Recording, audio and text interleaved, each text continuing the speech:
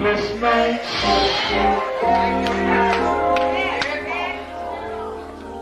But when I look around,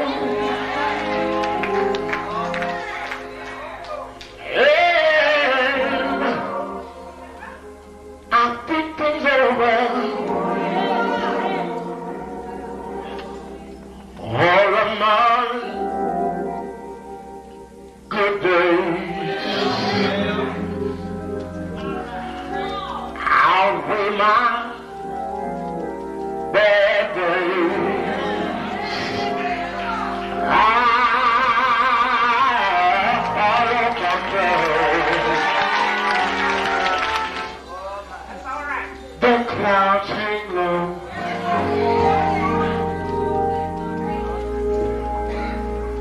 I can hardly see the road. I ask the question, Lord. Lord, why so much pain? But He knows what's best for me.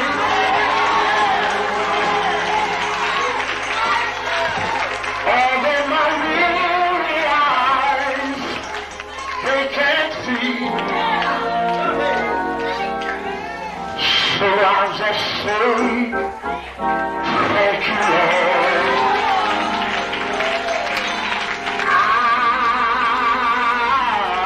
I won't compare.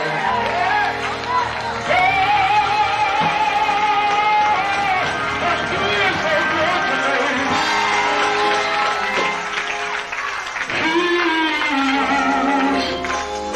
He's been good to me. Better than this world all you could ever be. He's been so good.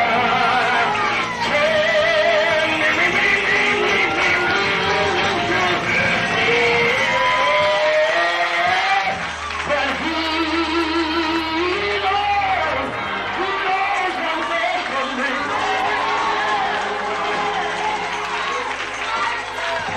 Although my weary eyes, they can't see,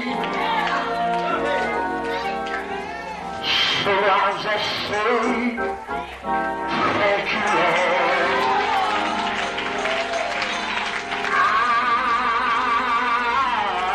I won't compare.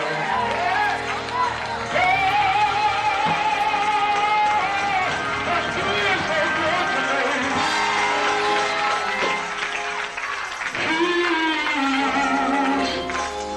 He's been good to me. Better than this world all you could ever be. He's been so good.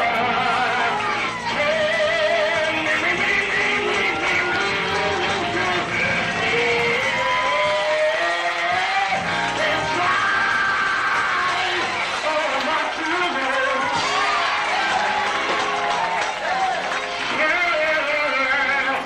My midnight hurt today. So I just say thank you, Lord. I've been out, thank you, Lord. I've been talked about, thank you, Lord. I've been misunderstood, but thank you, Lord.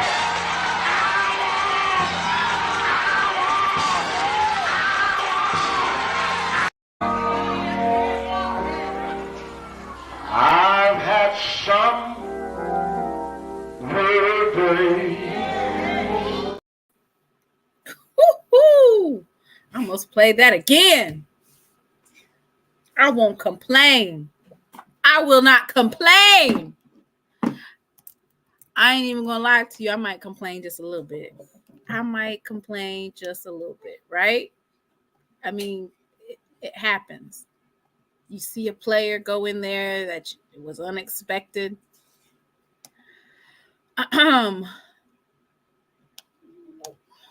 there are so many folks that are in the transfer portal and going to different schools, and we are going to talk about it. We can ready to talk about it. I'm not gonna leave nothing unturned.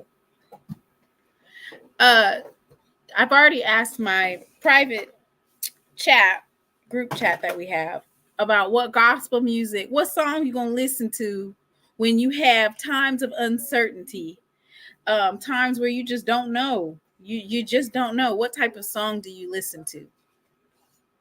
So drop that in the chat.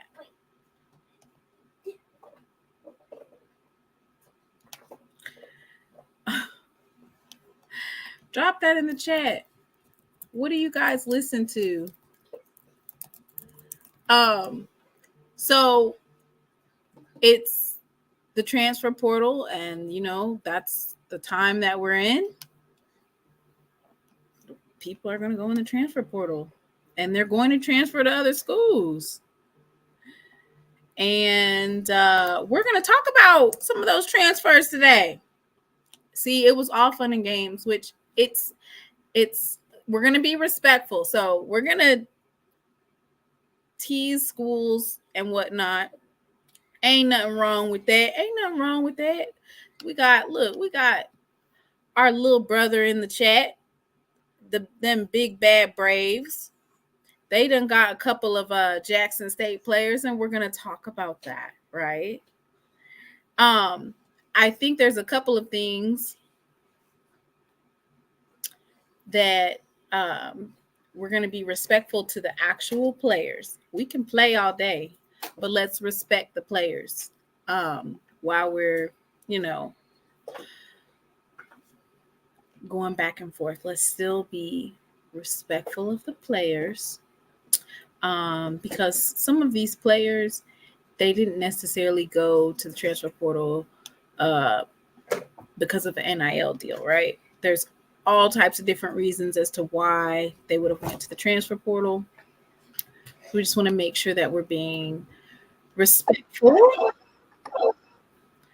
I'm getting ready to play the song that I have because this is how I'm feeling right now. So we can go ahead and gig and laugh at one another. There ain't nothing wrong with that, but let's be respectful. After some of those folks that got in the transfer portal today and the last couple of days, I'm just gonna say this. Lay me at the throne. Leave me there. Mm-hmm. Leave me there. I want to gaze upon your glory. Mm-hmm. Leave me. Lay me at the throne. Leave me there. Leave me there. Leave me there. I want to gaze upon your glory. Yes. Yes. Yes. I want to gaze upon your glory. Lay me at the throne. Leave me there. Leave me there. I want to gaze upon your glory. Yeah. Leave me there. Leave me there. Okay? Leave me there. Braxton, be quiet.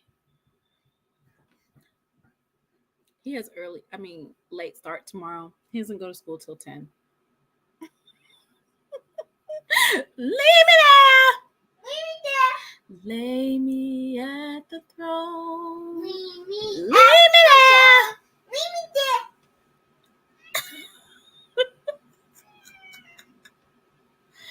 Oh, all right.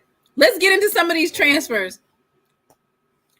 I'm gonna see if Mr. Ford gonna come on today. I'll wait for him to come on so we can talk about those Dear Grambling transfers because there's a couple. Now, basically what happened is everybody's spring games have been completed and evaluations have taken place. And basically the students have to make a choice, right? Either the coaches talk to them and they either reduce their scholarship, or they are going in a different direction with the football program. So that's why you're seeing these kids head to the transfer portal. But let's talk about some of these pickups. I done peeped a couple of them. It's like, okay, all right. So one that and you know what, we might not even just be sticking to football, because I seen some basketball recruits or student athletes that done hopped in the transfer portal, and guess what, they done got picked up by some other SWAC schools too. So it's not just football, it's basketball too. And if you want to, just to help me to help you, tag me in a post of a recruit saying, I'm here, or, I'm into the transfer portal. I could already see Uncle Bundles is being messy. I saved that for later. But it's kind of like the same thing that'll make you laugh might make you cry, right? It might. What you over here being messy for? Yeah. What you over here being messy for? Yeah. What you over here being messy for? What you over here being messy for? Excuse me, tickle me. I don't like wrong.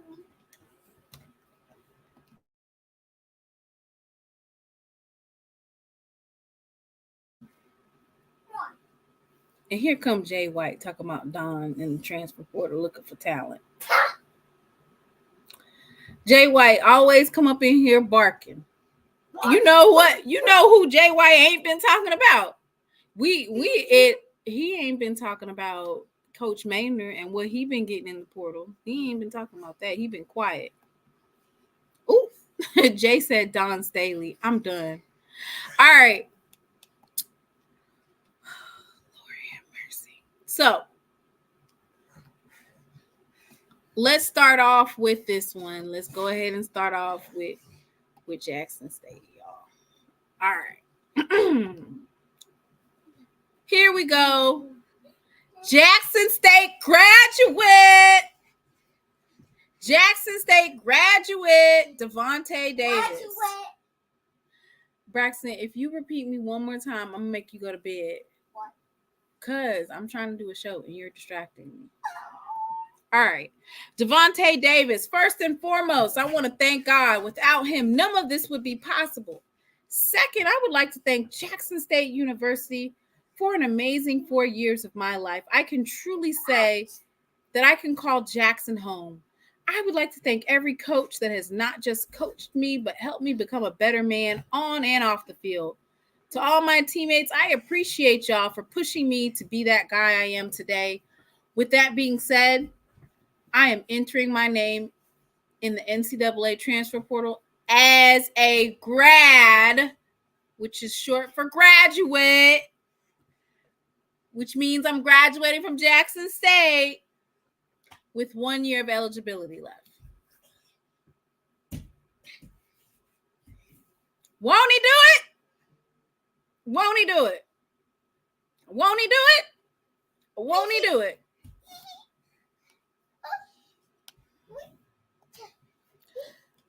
That's right, you guys.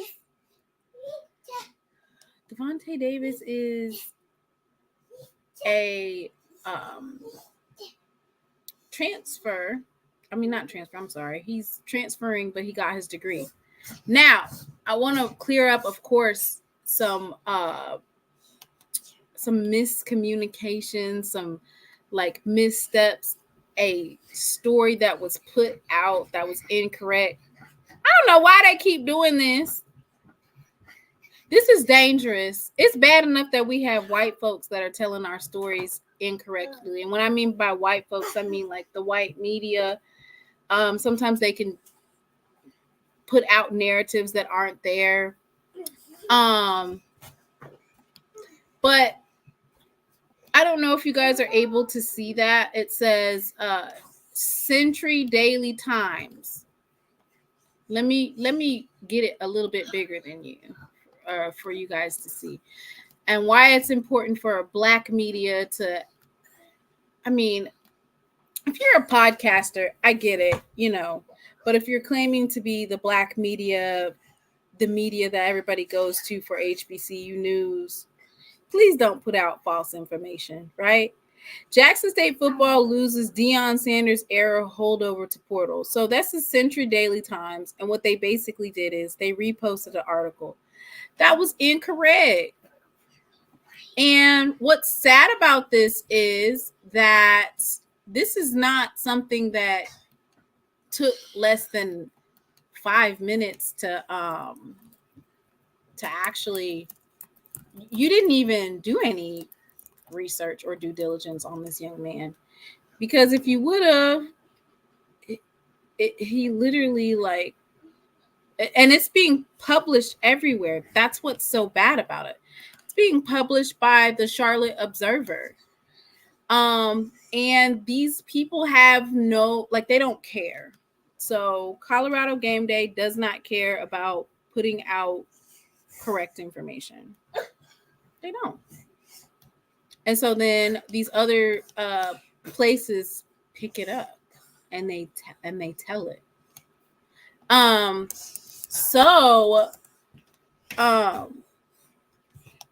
Let's look at let's look at Jackson State's 2019 recruiting class.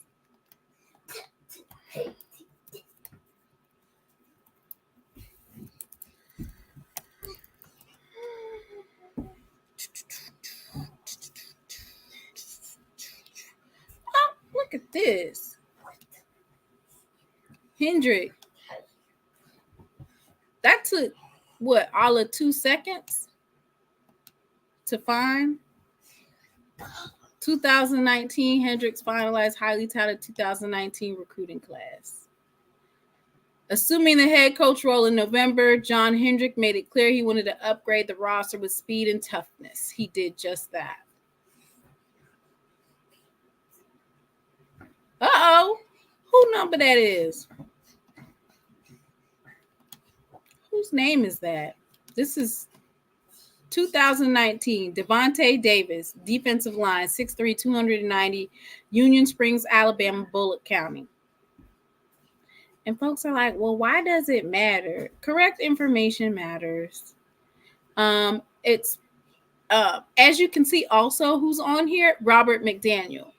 Why is that important? Well, Robert McDaniel actually is committed to Jackson State right now. I want to say that's the same. Yep. I want to say that's the same player. He came back to Jackson State for his final year. But I just want everybody to understand that Jackson State recruiting was tough. If you actually see some of those young men that were holdovers, right, from that roster, you'll see that there was quite a few kids that were able to stick around after Deion Sanders took the helm in 2021. So basically, what happened is he, redshirted. But I don't know. Maybe I'm not versed in how football works. Maybe if the previous coach was responsible for recruiting you, but because he didn't play, then, maybe you could say that. And to Paris's point, there was a lot of 4 stars. A lot of 4 stars and players on that particular roster, if you even go back. So that it just, sometimes you definitely want to change the narratives that are being put out there about your school, HBCUs, you know, they never tried to get 4-star recruits because, you know, they never tried because they didn't think they could get them. Well, is that Jalen Jones? He was a 4-star out of high school. He was a transfer. 4-star D.D. Bowie. Good Lord. He transferred from Ole Miss and one transfer from the Florida Gators. So I just want to make sure to give Hendrix definitely want to give him his props. Because, you know, it's important. And you know what else is very, very interesting? That I saw. I'm going to pull it up for you guys. Just because you have to understand that when we talk about why is TC Taylor able to still recruit at such a high level? Why is Coach O and him able to be the number one HBCU recruiting class even after post prime? And we're going to get back to the transfers shortly. We're going to get back to that. But it is important to see this because Coach O and Coach TC Taylor been here at Jackson State for quite some time.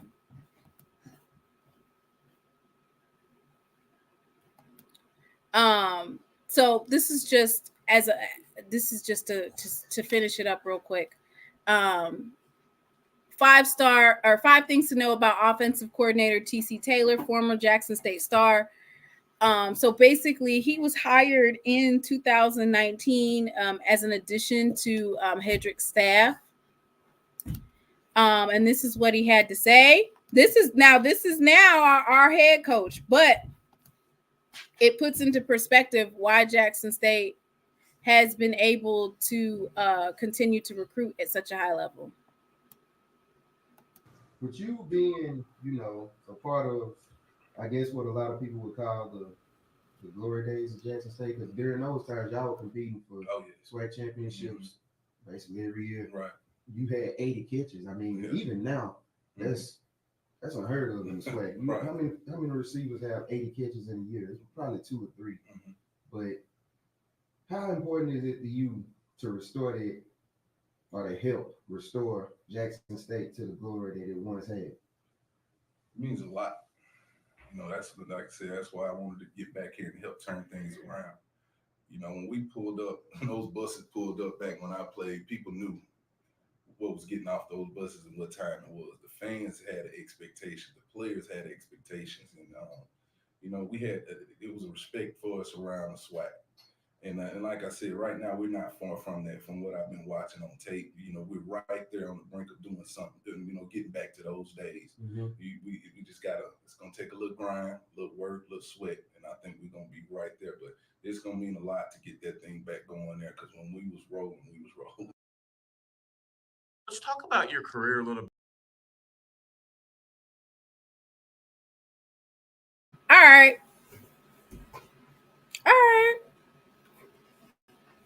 Okay. So that also goes to show you why Devontae Davis didn't just up and leave with Dion exiting. He wasn't recruited by Dion, period. All right. So once again, that's Devontae Davis. And he has 1 year of eligibility left. Next up, out of Jackson State, y'all.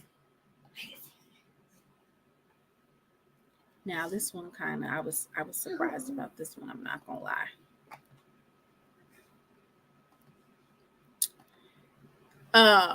Jalen Hughes.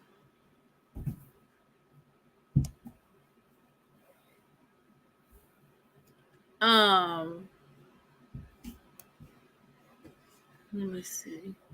And this is kind of similar to the first. All right. So Jalen Hughes, of course, he's a defensive back, and he is a JUCO transfer from Snow Community College. I want to say.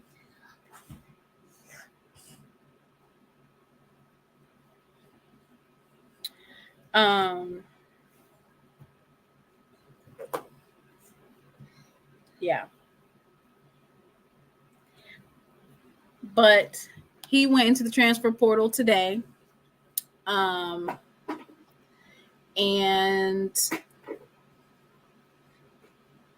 for Jalen, he has 2 years left, or I want to say he has 2 years left.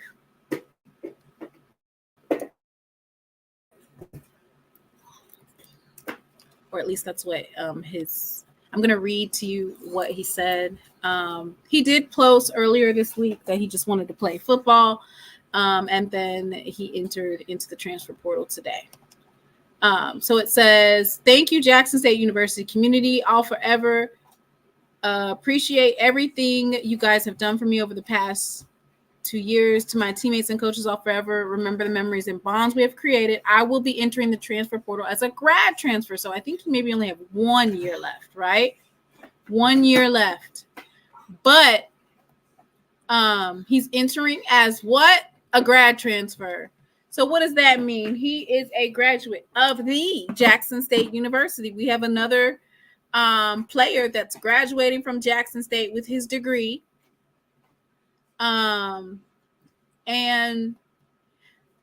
out of all the things, when some of these young men enter into the transfer portal, having a degree from Jackson State, you can't ask for anything better.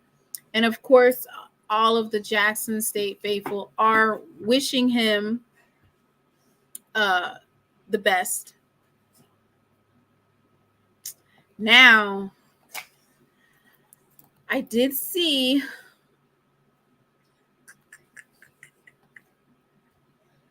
let me see if I'm able to find that. I did see a former Jackson State player commit to Jackson State, or not Jackson State. I'm sorry, Bethune-Cookman. Maybe he still took it out of there. Nope, it's still on there. All right. So this person actually wasn't at Jackson State for that long, it looks like.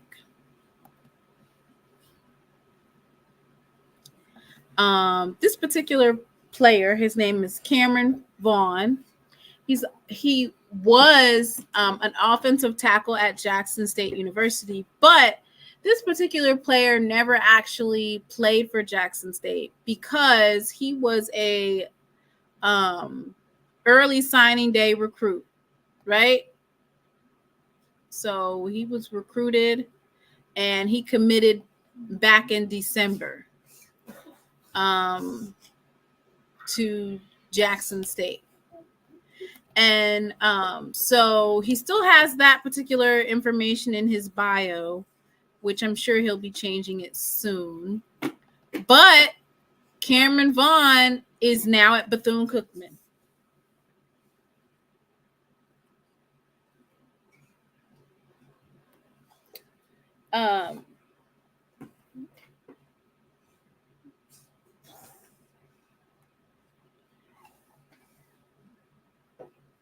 Yeah.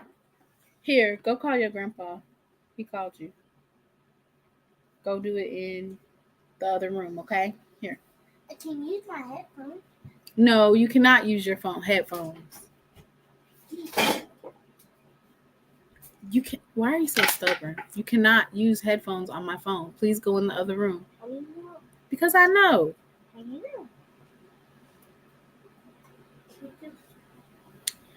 know? So yeah. So Cameron Vaughn is now committed to Bethune-Cookman. So what I will say is good that some of these young men are getting picked up, right?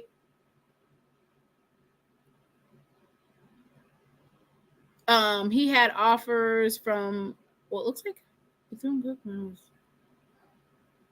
So it looks like, and I'm not trying to be funny, but it looks like he never actually made it on campus. He didn't never make it on campus from what it looks like. So it looks like maybe the offer was rescinded or something like that. And then he decided to commit to Bethune-Cookman. Right? All right. So he did go on an official visit, but he never got it to Jackson State. But nevertheless, he did make it to Bethune-Cookman. He didn't play at JSU, Marvin. He didn't sign. What? He didn't play. No. So that clip that I just showed you was from 2020. And basically what I was showing you is that that some of these players who have stayed as a holdover, they weren't recruited by Deion Sanders. They were recruited by Hendricks, T.C. Taylor, and that there was a lot of talented young men on those rosters. Okay, so Vaughn was set to enroll this summer, but nevertheless, he is now at Bethune-Cookman. But he still has Jackson State pinned right here. So I'm sure he'll take that down soon. He's from he's from Orlando, Florida. So it's like right down the street. I don't know how far Orlando is from Daytona, but I'm pretty sure it's way closer than Jackson State. All right, let's move on to the next one. Y'all need to drop these names in the chat because I might have missed a couple. Let's see. Yes, baby. Here you go.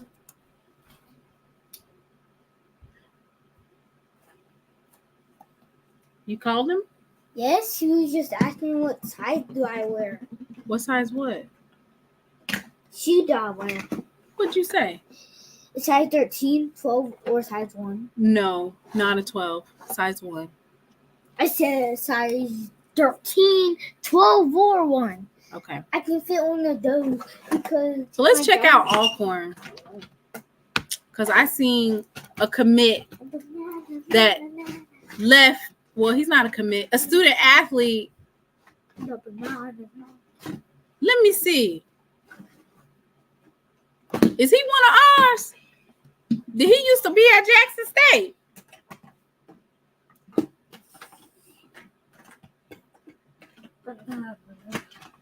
Who is that? We taking a break on football. Who is that? I don't know. He looked mighty familiar.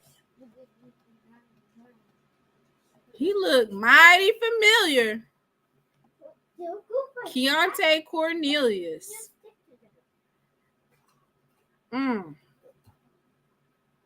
Lord, look, they tried to change his uniform to purple and gold, right? But they left the red the red accent color on his shorts. The red accent color is still on his shorts, Alcorn. No, but congratulations to Keontae Cornelius. We had several of our men's basketball team. I'll say like at least 60%.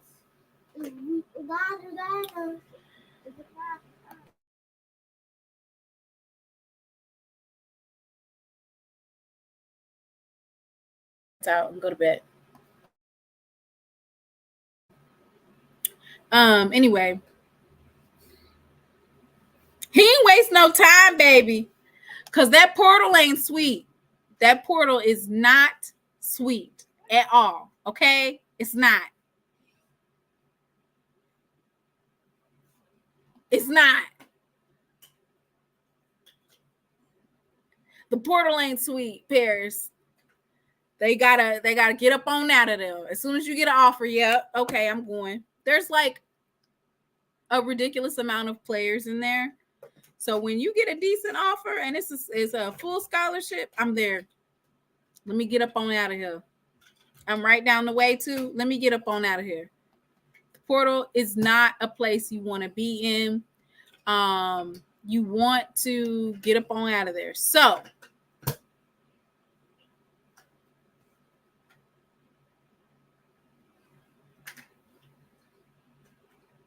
yep, he's going to those big sad Braves.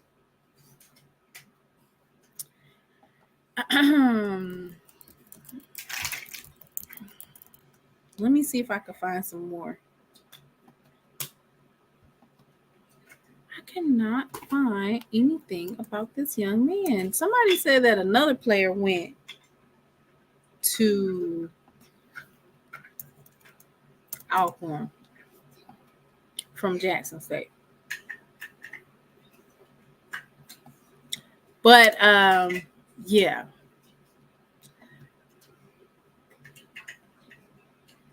Okay, and I cannot find anything on Kevin May. If you find his Twitter, inbox me because I can't find it. So Kevin May, now, mind you, it's interesting that I cannot find anything about Kevin May. But what's interesting about Kevin May is, I don't know if you guys knew this.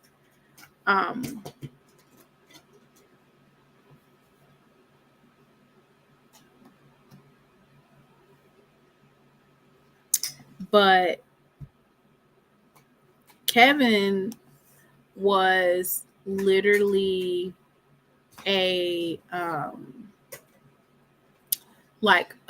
baby tiger, right? He had a video where he was basically getting a football sign, or he was taking a picture with the white tiger. So that's how much Kevin May is as far as like being a blue blood tiger. You know how long ago that was? That was a long, long time ago. He was a running back. And yeah, I wish I could show you guys that video where he was meeting the white tiger. And that's how long that he's been watching Jackson State football, from the time that he was, I don't know, probably about 8 or 9, up until actually playing there. He's from Madison, Mississippi.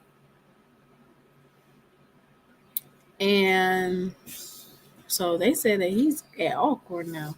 Still has the I love in his bio. So there's a couple of folks that they got to catch up to it. Uh-oh. Mr. Year of the Tiger. Mr. Don't Limit Me is back. I've been waiting for you, Mr. Ford. How you doing? I'm good. You know I've been waiting on you, right? No. What you been up to? I was waiting on you so we could go over these transfers from Grambling. Okay. Okay. Tell me about them. I mean, let me pull them up. Now, listen. Grambling is getting ready to start having a lot of players enter the transfer portal. And we all know the reason for that is because they just had their spring game, right? Uh-huh. And so because they just had their spring game, the coaches done did their evaluations. Right, that's right. So we're going to see an influx of Grambling players headed to the transfer portal. Okay, yeah. So it's not a surprise necessarily when you see it. But I did go ahead and bookmark them so that we could talk about them. As you know, well, if you haven't heard, Devontae Davis went to the transfer portal. Now, was that defensive end for Jackson? He's a defensive lineman. He's in the middle. Yeah, I liked him. Was he from Alabama? Where was he from? Yeah, he's from Alabama. He was bought in. He was recruited under Hendricks in 2019. Yeah, I liked him. Oh, yeah. had a red shirt year, and then you had that COVID year where they didn't play. And so his first time starting was in 2021. Like his first time playing was under Dion, but he wasn't recruited by him. Oh yeah, I liked him, man. I liked him. All right. So the first one that we're gonna look at is Julian Calves. That's Okay. the quarterback at Grambling. And you remember when we were reading that paper, or excuse me, the article going over the spring game, you remember that Mickey Joseph said we're going to have to go to the transfer portal to look for a quarterback. Yeah, they want somebody that can come in and help them immediately. So I'll just read Mr. Calves, his bio, or what he said. He said, first, yeah, I remember the kid from Florida. I want to start by thanking my Lord and Savior Jesus Christ. Without him, I'd be nowhere. I also want to thank every admin, professor, coach, or teammate I've met or interacted with throughout my 2 years at Grambling. I've met some very amazing people and wouldn't change those relationships for anything in the world. Thank you to every single coach that took me under their wing like a son, while always holding me accountable to be the man that I am continuing to flourish to be. In conclusion, I would like to thank my family the most, my mom, my dad, and my sister, for always having my back no matter the situation.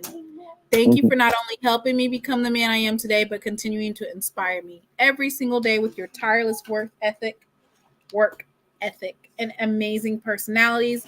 With that being said, I will be leaving Grambling State University and entering the transfer portal with 3 years of eligibility left. I ask you to respect my decision and keep me in your prayers. Hey, look for him to show up in Daytona Beach. What? Bethune? Yeah. Don't be surprised when you show up in Bethune.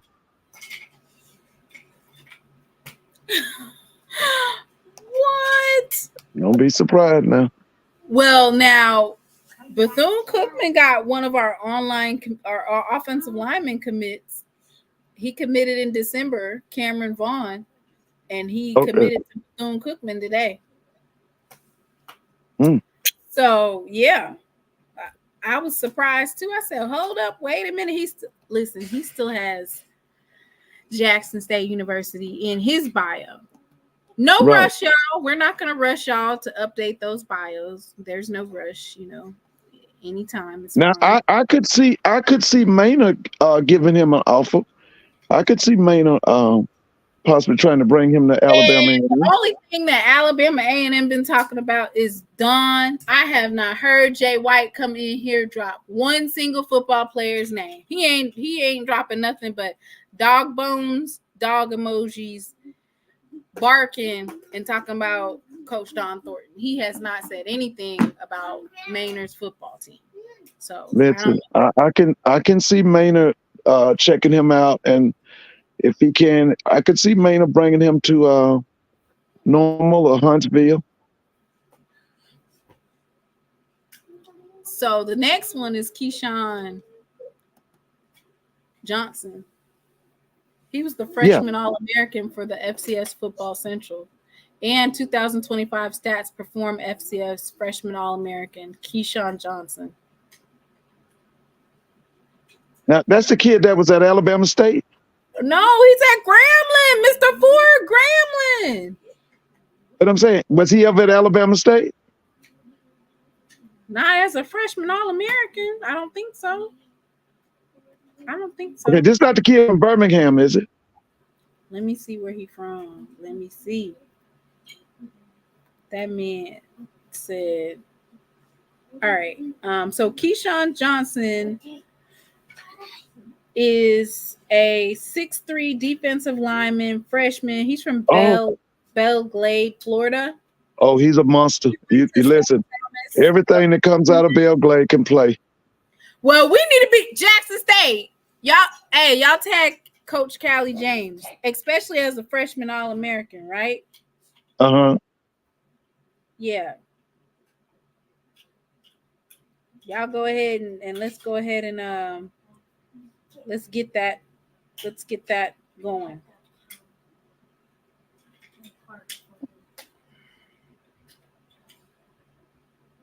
So it looks like sometimes I don't be wanting to read out these stats because I don't know if they're updated like they should be. Let me see. FCS All-American, that means you was putting on a show. Yeah, you impress somebody. The media, the coaches, or the SIDs, you impress somebody. Right. So I'm gonna read you his stats, but he's in the transfer portal. But that could be. So it says the Belgrade, Florida native, recorded 26 total tackles, 6 tackles for loss, 5 sacks, tying him with senior edge rusher Sundiana Anderson for the team lead. Right. Johnson will have 3 years of eligibility remaining. You know, now everybody done lost their COVID year now. Oh, yeah. Hey, Doc, how you doing? I'm doing good. How you doing, Mr. Ford? Hey, how's it going now? I'm making it. Yeah, your boys was here this weekend, the Texas Rangers.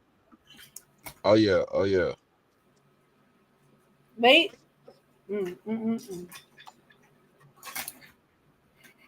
So, okay. I got the picture of Kevin Mays when he was a kid, like literally a kid, and he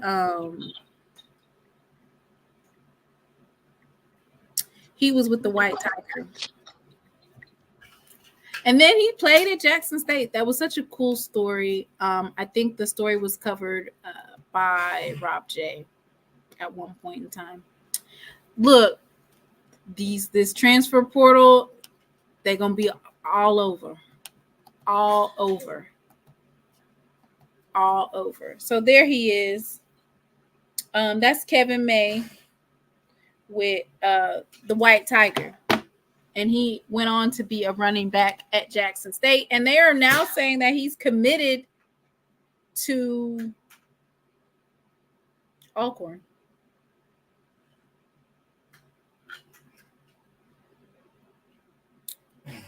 Did GSU? All right.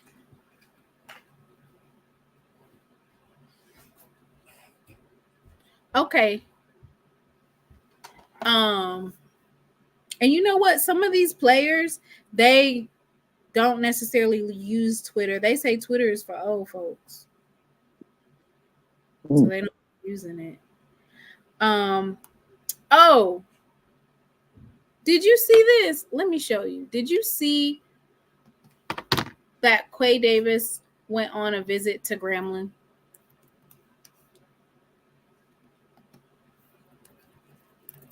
So he's still looking? I thought he was going to Tallahassee. What? I don't know what he's over here doing. I don't know what that young man is doing. He's an enormous talent, I can tell you that. Okay. Dang. He ain't make no announcement, no nothing. Okay, now this is Quay Davis? No, Quay Davis is, I don't know what that is. It's interesting. You know why it's interesting? Because I feel like he's kind of like doing a acting like I'm not going to say he's acting, but the way he's moving is similar to how high school recruits move, right? They're like going to all these different schools and wearing the gear and stuff like that. That's what he's doing. How many years of eligibility does he have? So he got like either 2 years left. Well, I can tell you this, under that system that Dooley runs, he would fit in immediately. Because they'll do so many things with him. They'll run him out of the backfield. He could go to the slot. He could go to the X. He could go to the Y. He could go to the Z. He fit in well at Grambling now.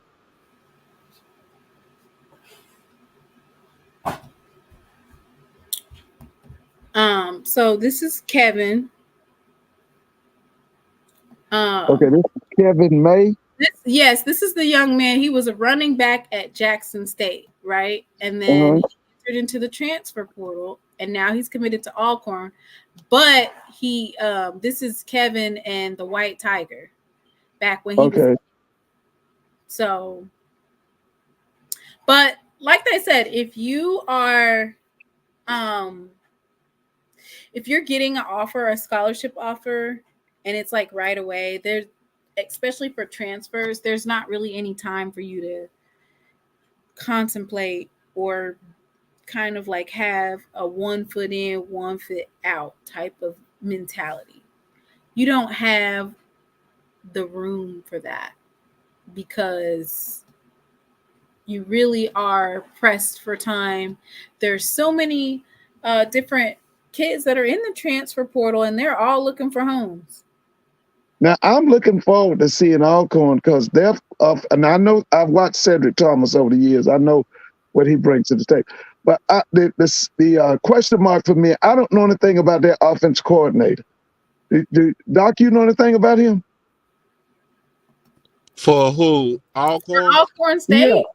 Yeah, who's the offensive coordinator? I haven't done my research on the OC. I just heard he's somebody from the NAIA. Did he come from the NAIA? Let me do my research on that then.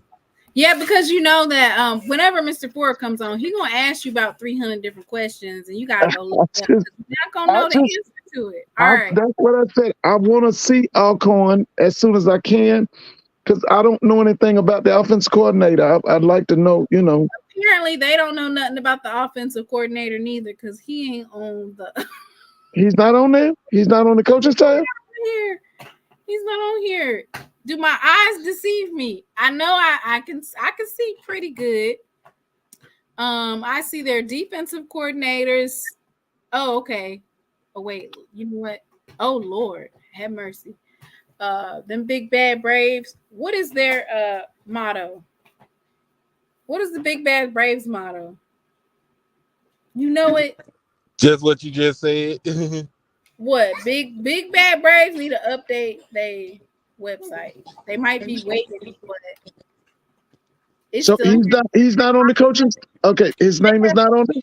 Yeah, they haven't updated it yet. Oh, okay. I'm looking for the 2024 roster. It's not updated yet.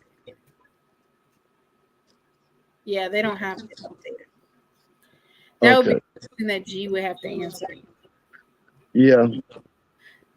Oh, okay. You're talking about Jeremy Gales. Oh, okay. I know who you're talking about. So Jeremy Gales was at Coach Gales was actually supposed to be our wide receiver coach. Did you know that? At Jackson? Yes. No, I didn't know that. Yes, he is actually a former head coach at the HBCU in Jefferson City, Missouri, Lincoln University. Lincoln University. So that's who he is. I'm sorry. I could pull up his information. Okay. He was supposed to be our wide receiver coach, and then he took an about face, and he decided to go to Alcorn to be the offensive coordinator. So. Okay. All right. I'll read you his bio real quick. Okay. So he came in during COVID. He was the head football coach of Lincoln University in 2021. He replaced Malik Hoskins, who was fired after an 0-10 season in 2020. Right. He graduated from Southern Arkansas in 2002, and he has over 2 decades of college coaching experience at the Division I and Division II level. He was the offensive quarterbacks coach for Bluefield State College in West Virginia. He also spent time on coaching staff at Arkansas, Pine Bluff, North Carolina Central, Mars Hills, and St. Augustine. This will be his first stint as a head coach. What years was he at? What years was he at North Carolina Central?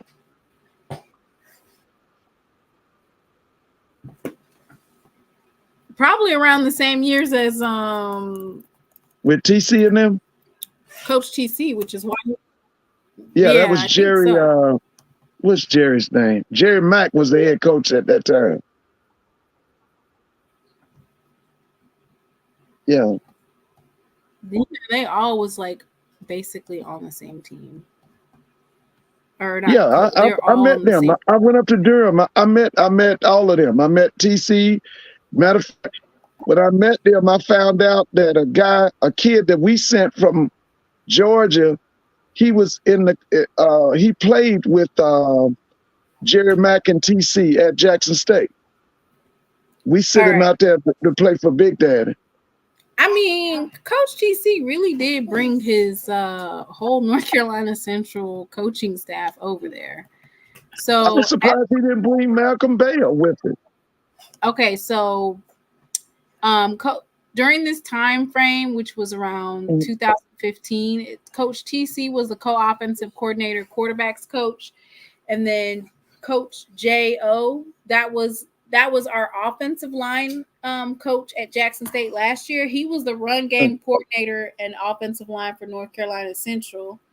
And then Jermaine Gales was the wide receivers coach. And then Quinn Billerman was our offensive assistant, and he was a quarterback there, and he was our quarterbacks coach last year.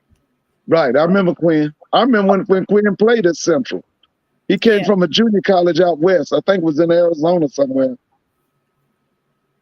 Okay.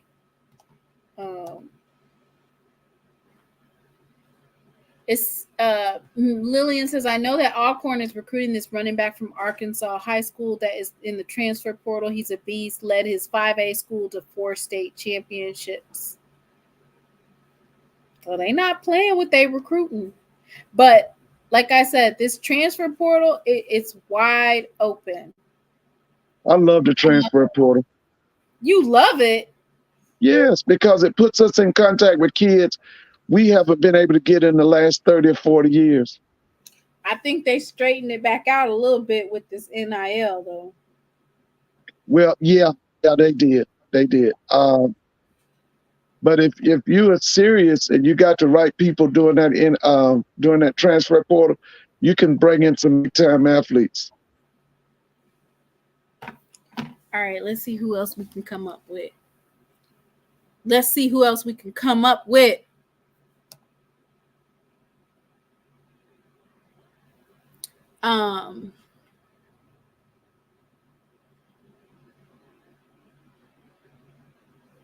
Now, some of these players, just one of those things where you might get lost in the portal. So the Keshawn Johnson, he has 2 years of eligibility remaining. But he already, Mickey Joseph already said he's sending folks to the transfer portal. That's just, not necessarily sending them to the transfer portal, but he's going to get some players out of the transfer portal. So if you're getting folks out of the transfer portal, you got to place some of them in. Yeah, see, Mickey's been on that FBS level. He's going to try to bring a lot of kids probably from the Big 10 and from the Big 12 in there. Which he was trying to make it seem like he was only going to do 20% transfer portal. And I'm just like, Coach Joseph, Grambling wants to win now. Yes, they do. They want to win now. You got to beat Southern on the first try. You got to do like Coach T.C. Taylor, go into Southern, look at their light show, and walk in their trap, take over their trap. They're expecting that. That's like the floor for them is beating Southern. Yeah, that's a must. That's a must for them. But they also got to beat Alcorn because they got other rivalries besides Southern. We're not Grambling's rival. We always beat them.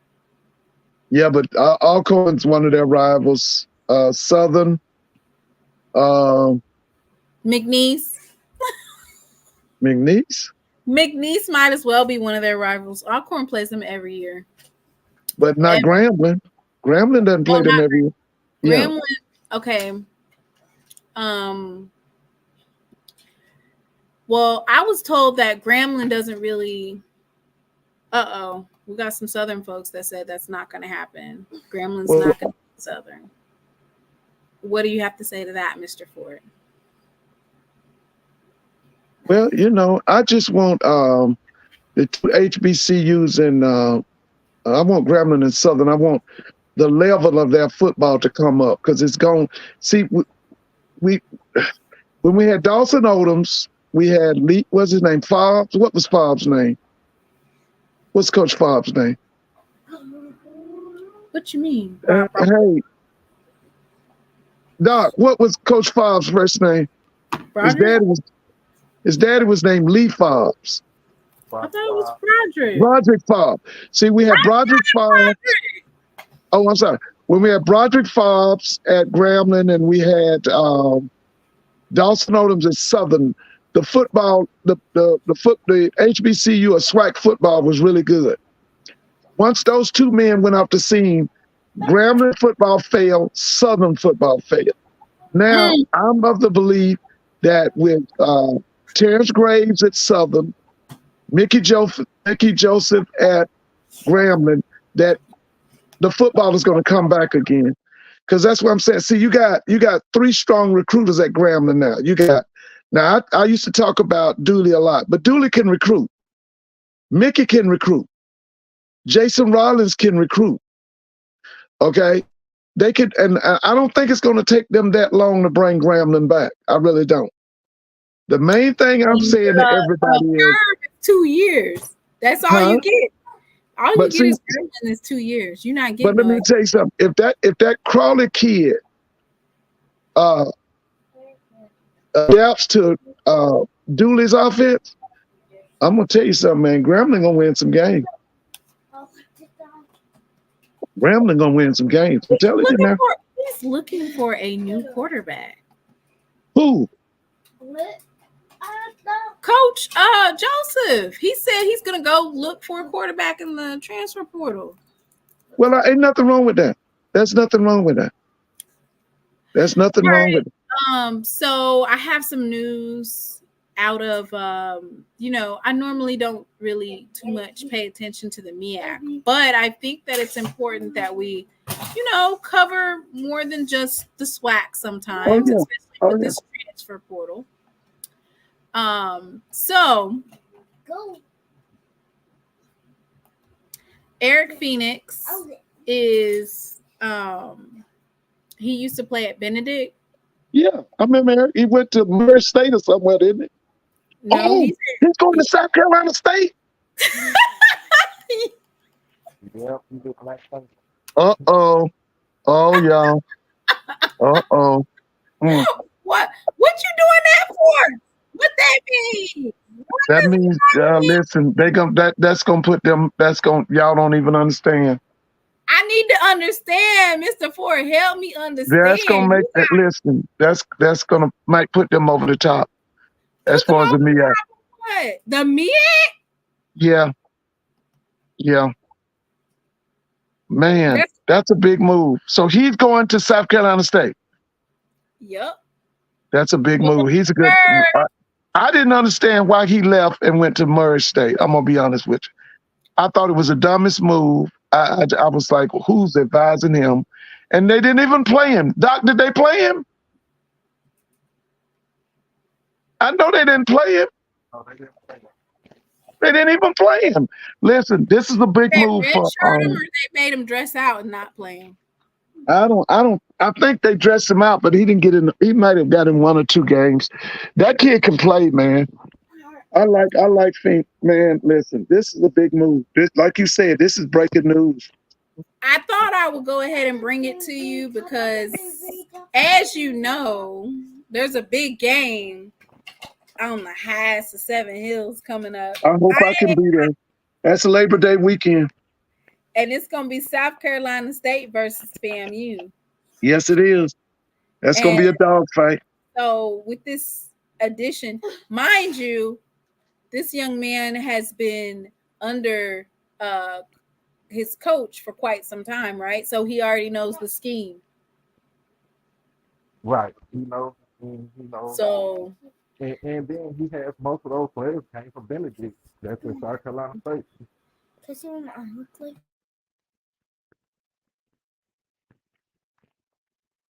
Bring me your eye drops. So yeah. So he is now at South Carolina State. So he's 6'3", 215 pounds. From Savannah, Georgia. And so, what you mean he's a lefty? He's lefty. They gonna flag that's an instant flag right there. It was only 2 seconds.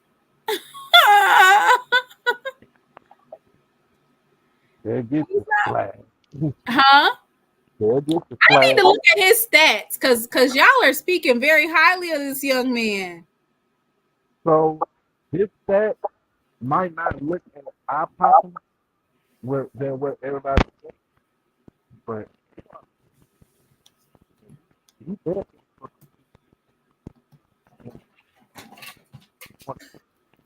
I cannot hear nothing. You sound like you in the transfer portal yourself, going through another dimension. I can't hear nothing you saying. I ain't in another dimension. There you go. Now you sound clear. Shut up. No, because I'm getting in the car. You sounded like you was in the transfer portal. I hate this. I hate these AirPods. Hey, FAMU, you on the clock? Yeah, it's gonna be very interesting right here. You on the clock, y'all? It made it big time, Willie.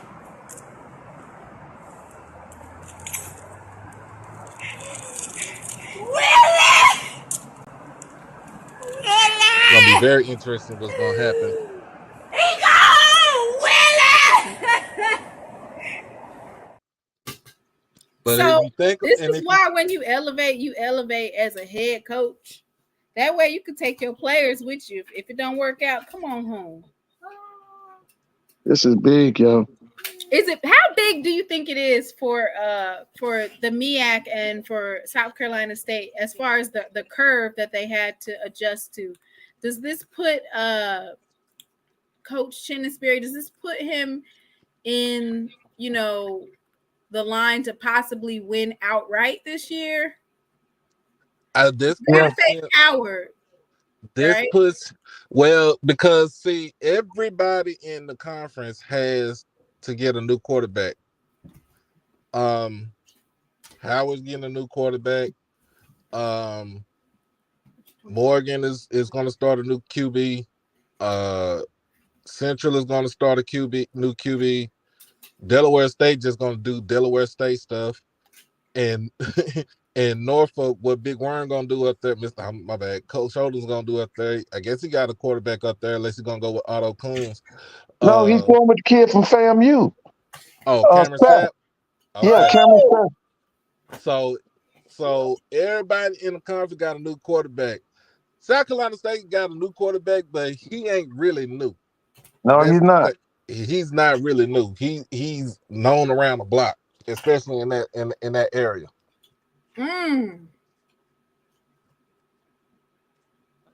So he's a winner. That guy's a winner, man.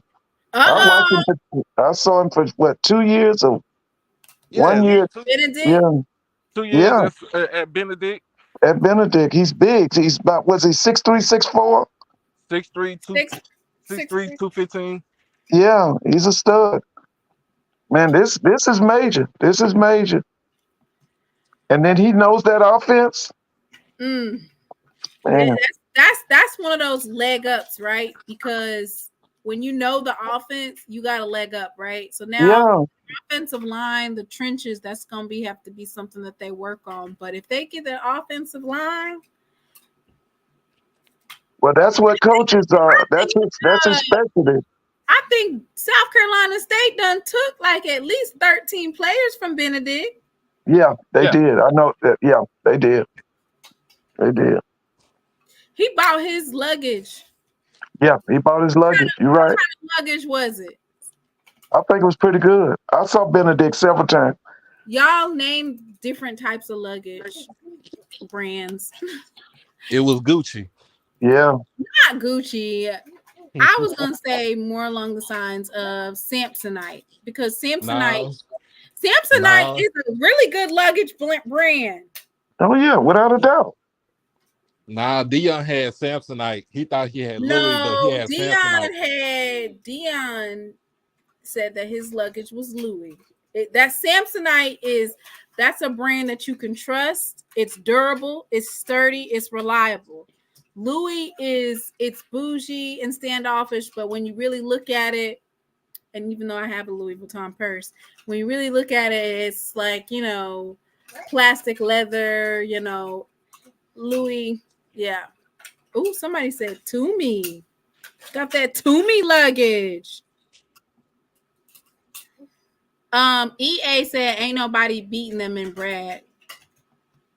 That's gonna be a knockdown drag out. I had said I want to be there. I know I want to be there now. I seen a couple of folks that was close to Alabama State had them on the ropes, right? But what did Alabama State not have? An offense. Given day.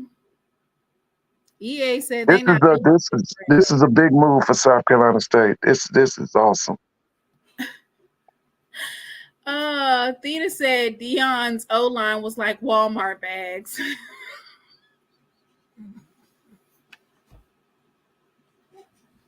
Said it was falling apart. Oh my goodness. So Mr. Ford, I think you missed it, but there's a song that we're gonna sing for. You know what? I'm being petty, but I really, really do mean it because I feel like the young man is barking up a territory that he shouldn't, and that is Shador Sanders talking all that mess, being arrogant. Listen. It doesn't fit. It does not fit him. Listen, his dad is a liar. His dad is a habitual liar and a con man, and so he's learning from his dad. Lay me at the throne, leave me there. I want to gaze upon your glory. That's what's gonna happen if he gets sacked now. Them offensive linemen are not blocking for him. Lay me at the throne, leave me there. I want to gaze upon your glory. Yes. Look.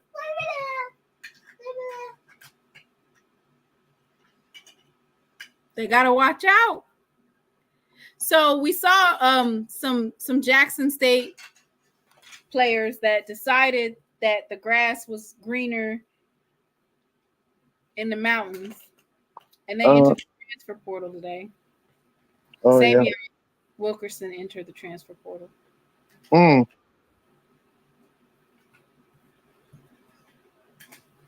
think he'll come back to the SWAC? He said that these schools was too dangerous for him. What would he be coming back over here for? Okay, we'll see. Being up there in Siberia might have changed his mind. I mean, I will say this: there are some folks that could use a 1,000-yard running back in the SWAC. Oh, yeah. And there's some people, and there's some schools down there he'd like to come to. Like where? Bethune? Yeah, I could see him at Bethune. Maybe he'd go back to the MEAC. This will be this young man's fifth school. I just want him to transfer as a grad transfer. That's all. Just get your degree, young man.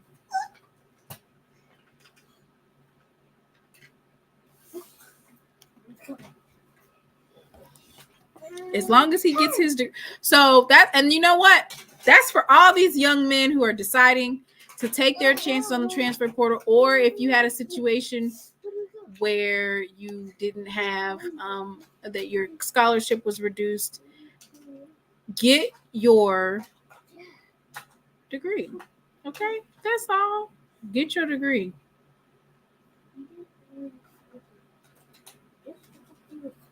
Have you heard anything about Texas Southern?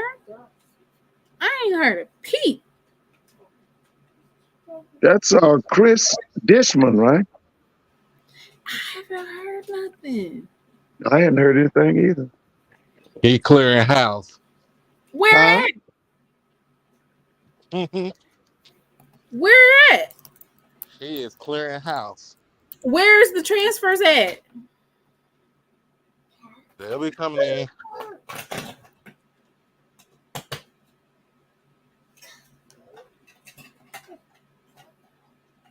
All right, so it looks like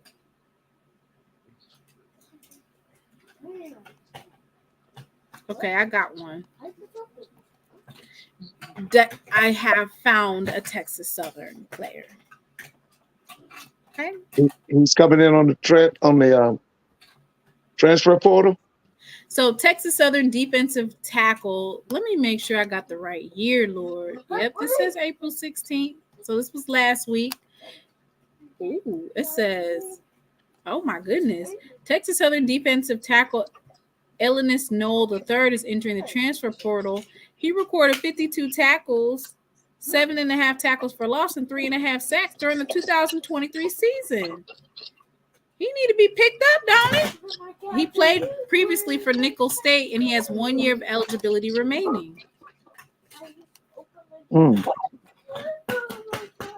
That's probably why they're getting rid of him. Why? Usually, what a lot of coaches like to do, they like to come in and play freshmen and sophomores. So by the third year, they really good. He got an offer from Kansas State. Ooh, okay. He got an offer from Arkansas. Ooh. He's highly touted.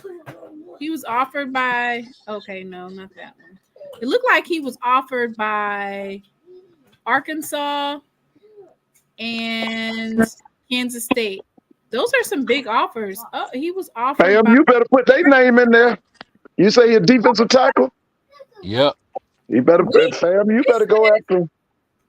Baylor. Why are you over here trying to get FAMU somebody? They told you they soft in the middle. Didn't I say that? They soft in the middle. He said why soft are you in the starting middle. it up? See, Soft in the middle. Mr. Ford.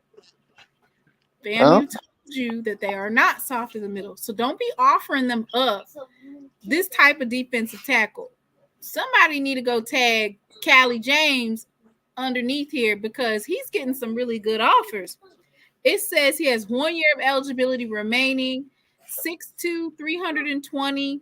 He's got offers from Baylor, North Carolina State, and Arkansas. And now why hasn't the SWAC offered this young man? He's a run stuffer. He's a what? He A got run stuffer. Yeah, that's what you want. Huh? Yeah, that's right. Maybe he did. When you 6'2", 320, yeah, you stop the run. Okay, so FAMU did offer him. Oh, they did? Yeah, it says he's heard from Appalachia State. Southern offered him. Georgia State, Alcorn State, FAMU, Marshall, Sam Houston, Alabama State. Where's Jackson State at? Why has Jackson State not offered? Defensive line is too thick. It's too deep. No, our defensive line is not too deep. Yes, Shoot, it is. not for that. No, it is not. No, we just lost one, and there's going to be another one going there shortly, allegedly. You just lost one. We lost one, but it's like 9 defensive linemen on that team. Neely said all those running backs in the portal didn't want to compete. Man, if y'all keep listening to them folks are tired of the bull. Here, let me pull it up. They are habitual liars. Where's the bull junk at? Let me pull it up. Y'all over here saying folks didn't want to compete. Oh, they wasn't good enough. Oh, they wasn't going to start anyway.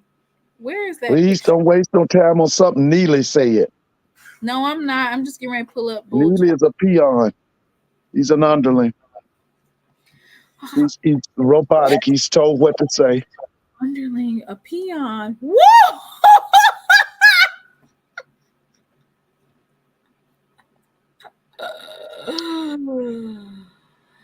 This is a picture of G when we whoop up on Alcorn over there on the reservation. Oh, this was at Alcorn? Yeah, this was at Alcorn when we was whooping up on that ass. Oh, You yeah. know, the last time we was at the reservation. Hey, what now is that kid gonna get drafted? Remember the running back they had last year? Is he Jarvis gonna get drafted? Yeah, is he get drafted what?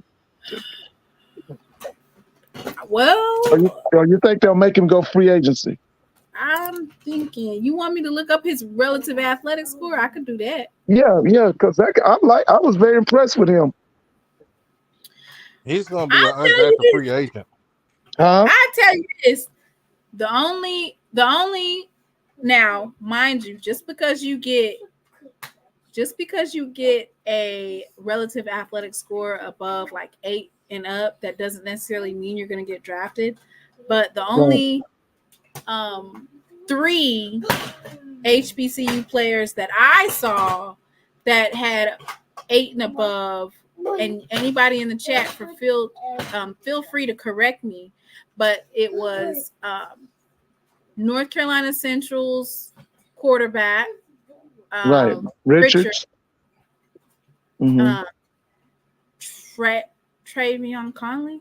No, I don't know his first name. It starts with a T. Trayvon. Trayvon Conley. He scored very high on the relative athletic score, and then John Huggins. Now, right. These folks who say that I'm not stating facts or whatever, I'm getting ready to drop it in the chat. And you can go and play with this app if you want to. It's a really good app. Basically, it has everybody that had data entered into the system for the scouts and the NFL. You'll be able to find their information on this website. So I can look up Jarvion Howard. Yeah, I was very impressed with him, especially that first year he came down from Syracuse. All right, let's put 2020.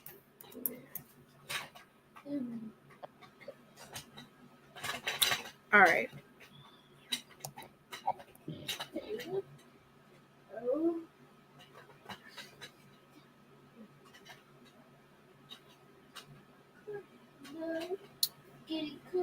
He was at Alcorn, so let me go to Alcorn State.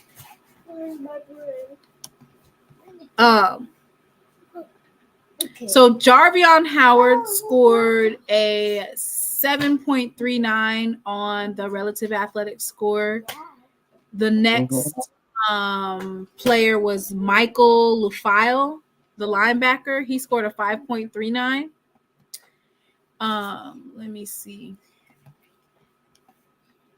So basically, Jarvion Howard, looking at his height, it says that he's 5'9". Can y'all see that? He bench pressed 28 reps. 28 reps. He had a good broad, 10 foot 3 inches. His shuttle and 3-cone were not very good. He had a decent. His 40-yard dash was 4.53 seconds. 20-yard split, 2.62 seconds. 10-yard split, 1.5 seconds. Hey, Doc, y'all could use him in Dallas, couldn't you?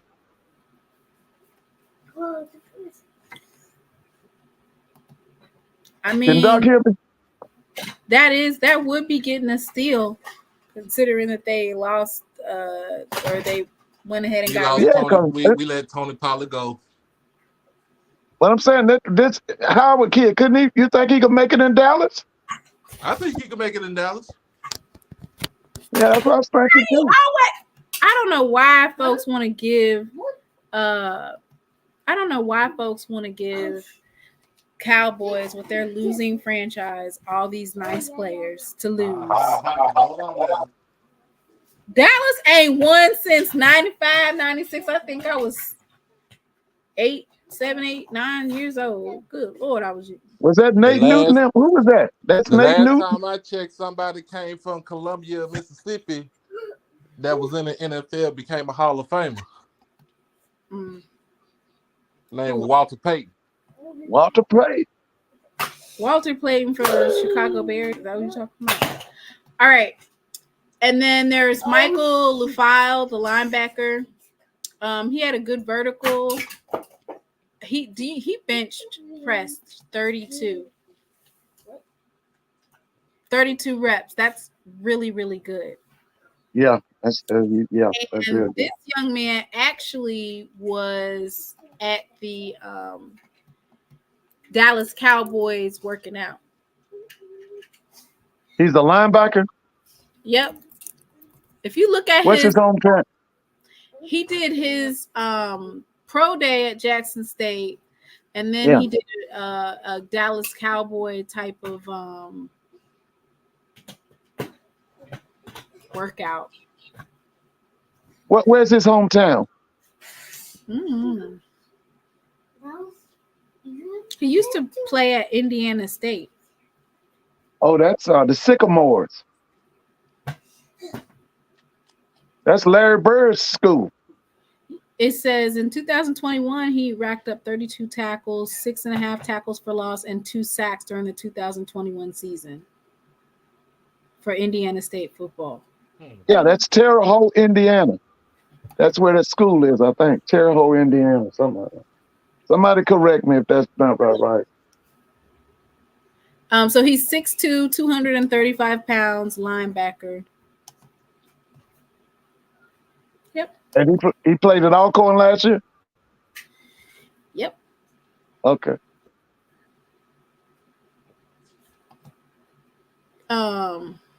So this will be interesting. But he's a 2024 NFL prospect. I want to try to find that part where he was at. Oh, here he is right here. This is good. Y'all could watch it. This is good because bench pressing 32 is really, really good. He's from Texas. I forgot. Yeah, he is from Texas. Oh, Lord. Let me make sure I mute. All right. Yeah, who is this? That's the young man from Alcorn State. Okay. The Indiana State transfer.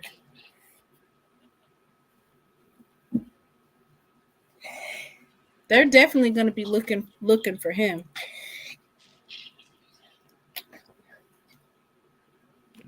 Mommy,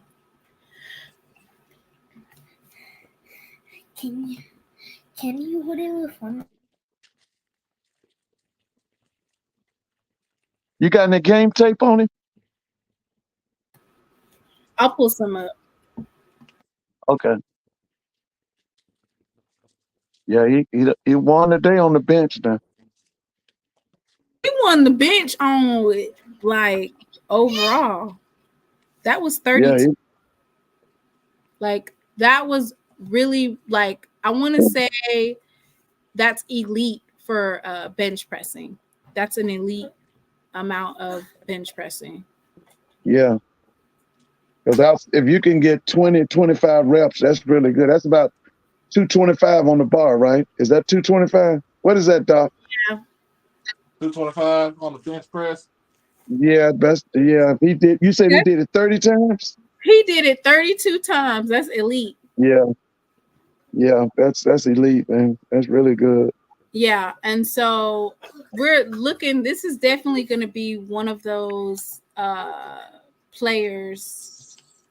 Come on. I want everybody, actually, if you're on the stream, thank goodness they have this particular footage available, right? Because as you can see, you can look and see the clouds. It's cloudy outside, right? Mm-hmm. A narrative put out about Jackson State's pro day and the ability for people to complete all of their things. So as you can see, it's cloudy and it's getting ready to storm, right? And the scouts got there late. So this is just, of course, this is Michael doing his 40 time. But as you can see, the weather played a part in that. Let me see what his 40 time was. His 40-yard dash, he did 4.73. Now, Michael was not necessarily invited to the HBCU Combine or the HBCU Legacy Bowl, right? And they did say that the field was a little bit wet. Okay. So that weather could have played a factor, in that. Let me see if I can find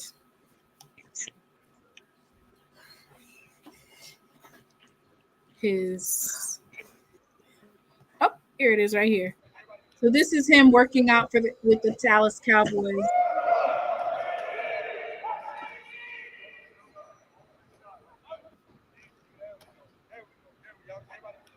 So that's probably one of those sleepers. That's one of those sleepers that you're definitely going to have is him. And then, of course, you know what? I did not see anybody report on it. So Davius Richards was supposed to have a interview with the NFL Network. I didn't see it though. So yeah. So what do you think? You think we're gonna get at least one HBCU player drafted this year? Yeah, I think so. Yeah. Yeah. So I think that kid from Alcorn could be drafted. That running back. I think he to me he's got some of that. What's that kid? Hey Doc, what was that guy out there at Seattle Seahawks? He came from UCal Berkeley, played with Russell Wilson. Marshawn Lynch. He got some of that in him. He's got that kind of explosion, and he's like you said, he's hard. Yeah, I see some of that in him. You also have Zarion Hayes. I want to say he's from that's the defensive. That's Alabama A&M. Yeah, Alabama A&M edge. Yeah, he was tough. I liked him. He was tough. Then there's an offensive lineman from Howard that they're looking at. Oh yeah, that guy's gonna get a shot. Is that the one with the African? Got the African name? Yeah, Anin Dankwa. Oh, he tough, man. I think he's gonna get a shot. Yeah, I don't know if he's gonna be drafted, but he's gonna get a shot. Yeah, that draft is this weekend, right? It starts Thursday. Ooh. Oh. I ain't heard nobody say they was covering it. They getting ready for it here in Atlanta. They getting ready, baby. Yeah, so the whole city is Detroit. Yeah, that's right. So Detroit stand up. What up, though? Yeah. But so the first round is Thursday. The second and third round is on Friday, and then 4 through 7 is on Saturday. Yeah, the radio people here doing it big for the Falcons. You know, these people are sky high about the Falcons again. Why? Because of that, they claiming that. I know they're not claiming a few pieces. That's not new. I don't understand it either, because I'm not. Hey, Timon, send me the link in the chat because I'm on my laptop right now. Okay. All right. So they said the top HBCU prospect is the defensive end outside linebacker from Tennessee State. I'm just, it's What's his name? I don't know. I don't know why he didn't. EA, what is the young man's name from Tennessee State? I think I heard about him too. But I think there's you know, even if they don't necessarily get drafted, at least getting that opportunity, right? That's one of the reasons why I like the HBCU combine. Yeah, I think that kid from Howard is going to get drafted. That big offensive lineman, he's going to get drafted.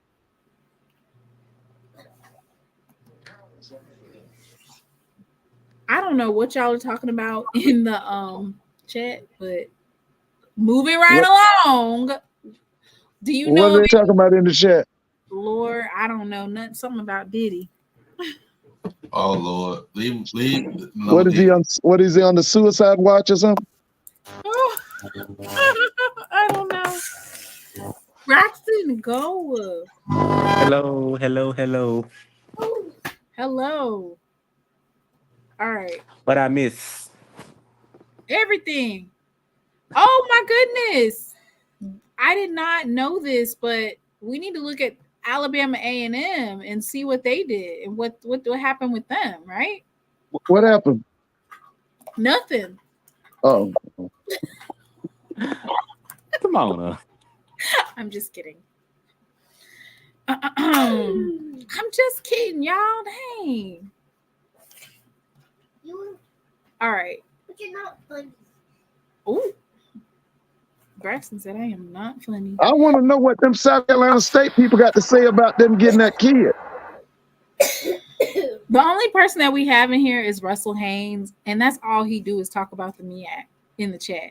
Well, what does he have to say about them getting that Penix kid? What's his name? No, he's excited. He probably thinks South Carolina State going back to the Celebration Bowl just based off of that. That's what I'm saying. I mean, that what it sound like though. Yeah, that's what I'm saying. They don't win and got that kid, got the quarterback. Man, that's a big dude right there. That's something else. That's a boss move. Okay, I got one for y'all. What you got? One. Alabama A&M running back Andrew Lockhart has entered the transfer portal. He has 4 years of eligibility remaining. Where was he from? Now you asking the deep questions. Let me see. Andrew Lockhart. Well, and you know, he might not need to put that many people in the portal. He's 5'10", 215 pounds. He's from Southfield, Michigan. Oh yeah, that's outside of Detroit. Right? So yeah. Okay. Is that Eaglin kid still over there at A&M? Doc, what's that kid name over there? Was from Michigan State.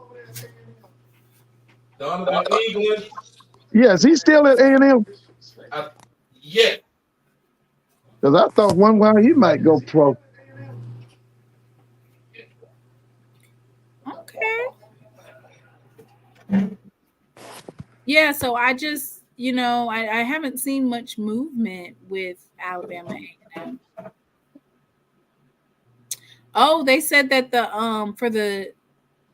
it says former G-Man defensive back and Grambling legend and Dallas Cowboy great Everson Walls stopped by the G-Men practice today to restore the order. Oh, yeah. Is the order being restored, Mr. Ford? Yeah. Everson is all-time great. He was a Dallas Cowboy, was undrafted, I think. Be in the Hall of Fame. Yeah, that's right. He needs to be in the Hall of Fame. He needs to be in the Hall of Fame? Yeah, he played with Doug Williams' brother, Mike Williams, played with Albert Lewis, Trumaine Johnson. They went to the NCAA playoffs in 1980, I think, against Boise State, I think it was. He was on the team that had the defensive line. They called it the Trees of Terror. He was something else. Everson Walls was awesome. He was out of Dallas.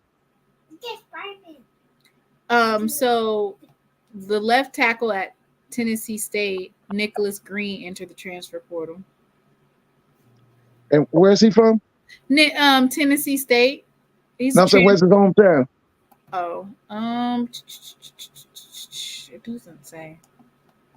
I don't say what town. What kind of size? Oh, he's 6'5", what now? 310. He a big boy. Big one. He a big one. Yeah, he a big boy. Yeah, that's a big one.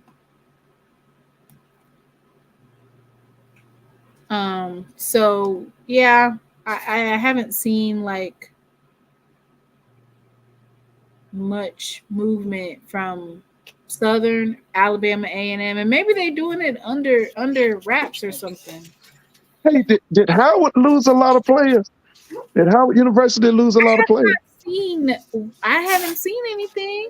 I have not seen. I'm looking. Because I was impressed with Howard at that Celebration Bowl. I felt like if they had a quarterback, man, Howard could do some big things. You said they had a quarterback. If they had a quarterback, I just wasn't impressed. That kid's name was Quentin Williams, wasn't it? I thought that it was the defense that kept getting to him. The offensive line wasn't holding up. No, they didn't have a playmaking quarterback. That was their problem. He was a game manager. They were going up somebody who's not really a playmaker. Huh? I said the FAMU quarterback wasn't necessarily a playmaker. You got to have good coaching too. Yeah, but that guy, listen, man. Like I tell everybody, Musa was erratic at times, but that guy stepped up big in some games, man. Man, he threw that ball like a pro sometimes. Shoot. Man, that kid they had, I wasn't impressed with Morgan State's quarterbacks. I wasn't impressed with Howard's quarterbacks either. Them guys could get them a big-time quarterback, man, especially Howard and Morgan State. Man, shoot. That's why I said Howard, they all getting new QBs. So yeah, got an actual. Even though, like I said, he's new to the conference, but he ain't new to the program. I mean, to his program is Derek Phoenix over at South Carolina State. Yeah, man, that's a big move, man. That like you said, that might put them in a Celebration Bowl. And they still got, running backs. Yeah, yeah. And like I said, with the coaches, especially his offensive line, he's gonna get that offensive line together. Howard basically won because they beat North Carolina Central. North Carolina Central ain't got a quarterback now, so now I just feel like it's. Yeah. They got a little North Carolina Central got a quarterback now. His name Walker Harris. Yeah, he can play. I've seen it. Yeah, I saw it. AKA Walker. So y'all rank the top 3 MEAC team. They ain't got but about 6. So rank the top 3. South Carolina State is one. Oh, you put South Carolina State from just that one recruit? No, just from everything that he's been doing, and then what he's retained. Listen, Chenna's Bear is the hottest thing going right. He's a hot property. Right now, whatever Chenna's touches turns to gold. You definitely got to put South Carolina State. I'm with Howard. Like I say, I think that Howard's only thing is they got to get a quarterback. They got to get not just a game manager, but a playmaker. Same thing at Morgan State. Morgan State's defense was outstanding last year. Correct. I just wasn't impressed with the quarterback situation. And listen, I like Trey Oliver. I tell anybody, I like Trey Oliver. All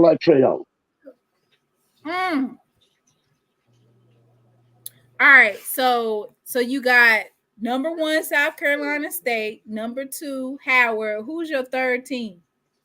Trey Oliver. North Carolina Central. Central or even Morgan. Yeah. What? Morgan in the top 3?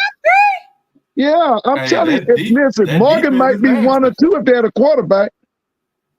Because I saw Morgan last year. I was very impressed with them. Morgan just didn't have a playmaking quarterback. They had them guys who could hand off and that kind of stuff, but they couldn't carry a team. That's crazy. Y'all they said that Wilson is not about the transfer portal quarterback. They say he like high school kids at his quarter. All right. We get ready to we getting ready to do the next 3 teams, all of y'all. So go ahead and be ready. We getting ready to do the next 3 teams in the SWAC for their schedule, their overall. We're only gonna do 3 teams each time because doing all of them all That sounds good. That's too much. That's too much. So we're gonna do the next 3. So what is it? Grambling, Texas. Who we doing? Grambling, Texas Southern, and who else? Who did we do last time? We did Jackson State, FAMU, and Southern, right? Yeah. So we're gonna do Grambling, Texas Southern, and Alabama A&M.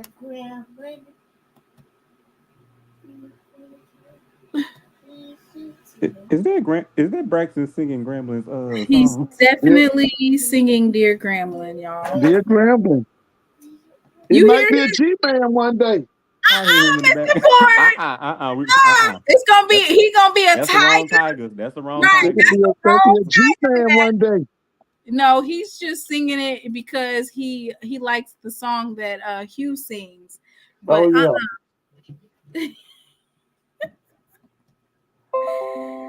Oh, no. What's the 3 teams we doing? We're gonna do Grambling, Texas Southern, and Alabama A&M. Let's do it. Oh, they want to do Bama State, so we'll do Bama. They want to do Bama State. Grambling, Bama State, and Texas Southern. Hey, get Mr. Campbell over here because he's talking about how many. Mr. Campbell, you know, he only comes once in a blue moon. He'll come up here and state his. Why does Southern want to do? Why does Southern want to do Bama State so bad? All right, let's go ahead and do them. Go ahead and clear out Alabama. Uncle Bundle said Braxton going to FAMU.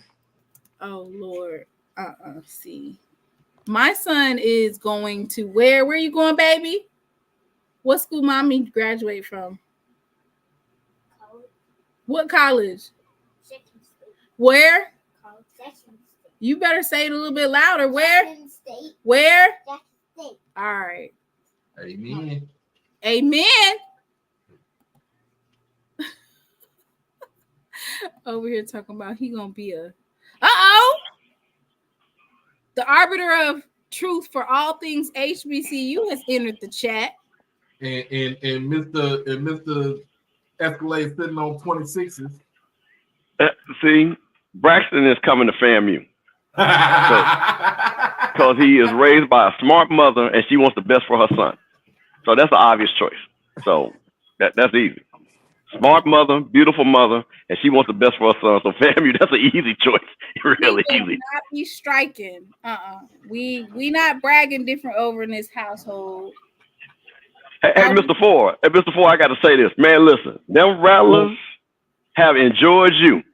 I got in that alumni chat, and man, they enjoyed me and you talking about football. Man, them Rattlers like you, Mr. Ford.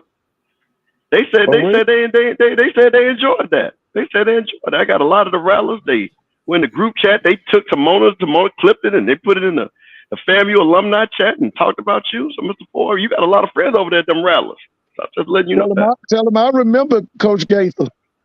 That's what they said. You know, I tell you, actually, somebody said that. They said, Mr. Ford, no, folks. So, you know, Mr. Ford, we just enjoy you and you have a lot of fun. But the Rattlers, we enjoy messing with you and rally your case. I just want to come on because, I just want to make sure because Mr. Ford got to make sure you keep within the rails. Now, I know you about to hurt somebody's feelings out here tonight. So I want to make sure I'm just here to protect feelings. I want y'all to go after that kid from Texas Southern. Doc was talking about. Doc say 6'2", 3. What you say, Doc? You over here? Why are you what giving you say? 6'2", 3. Oh, you talking about the defensive tackle? Yeah. Oh yeah, man. We already working that, man. We already working that. I'm okay. So I'm gonna let you get the show back. Go and let these folks have what they have. We already working that. About Mr. Campbell, you already working on him. We FAMU recruits itself. It's okay. Okay, go ahead. So I guess you gonna come to Dallas and recruit my child too. Hey man, listen. If they want to get a great education, anybody that has children, just let me know. We'll make sure we get them to FAMU. It's easy, man. You see the You got alumni? 9 years, man. You got 9 years left. Well, hey, listen, he bet, and as much as FAMU about to cost in 9 years, we need to start saving that money, working on it right now. Absolutely. Well, this is my youngest boy. Mr. Campbell, let me ask you, have y'all named anything after Dr. Sybil Mobley yet? You know, I want to say yes. Because Okay. the building is not, but there's something around the building, and some of my SBI, EA might know that, but I want to say, yeah, I'm going to look that up, because now I'm having a brain lock, but I'm pretty sure they have, absolutely. Right. And Dean Mobley was our School of Business Industry, a trendsetter and a leader in business. Now, she was from Louisiana, right? Where was she from? Yes, she was. Yep, that's where, yes, she was. Yeah, she was from Louisiana. Yeah. They said she started out as a secretary or something. That she did. And she said she'd never be a secretary after that. Yeah. I heard that. So y'all are already working on them. So basically, we got to go ahead and get on that. I ain't know y'all was working. I just now hearing about them. So congratulations to Jackson State Tigers. They beat New Orleans tonight. The New Orleans Privateers 10-3. In baseball? Yes. Oh wow! Now I don't know how many people know about UNO. UNO used to have an excellent baseball team. Is it still the same quality baseball team? UNO used to have an excellent baseball team. That's a big win. We need to win in our division. That's a big. Hey, get a dates again for that SWAC baseball tournament. What's the dates? Next month, late. I'll get it. But anyway. We take on them Rattlers at home on Friday. So we need the band, the fans, everybody need to show up. We face the Rattlers at home on Friday. Yeah, because y'all got y'all behinds whooping. Y'all came to Tallahassee. We don't need no reminders. And Sit y'all home without them stripes. Who won the tennis championships, men and women? Oh, Alabama State swept it. Oh, that's right. Alabama State. That's right. Yeah. Yep, with their diversity. Absolutely. Outstanding. So they gonna take that Commissioner Cup. That's theirs, after that. They take it a lot. Yeah. Them in Prairie View. May 22nd through the 26th is the baseball. Oh, that's a good turn. That's a good turn. But that's it looks when like there was a was lot of mid-majors that won. Elon beat Wake Forest 3-0. East Carolina beat North Carolina State 10-6. Campbell beat Duke 18-4. So there was a lot of mid-major wins today. Yeah. That baseball, they didn't close the gap, kind of. They've been competitive. Hey, that tournament's that SWAC baseball tournament's gonna be nice. Is that gonna be in Atlanta? Is that gonna be in Atlanta again? Yeah, Georgia Tech. I want to come to that. I heard it was live last year. They said it was really nice.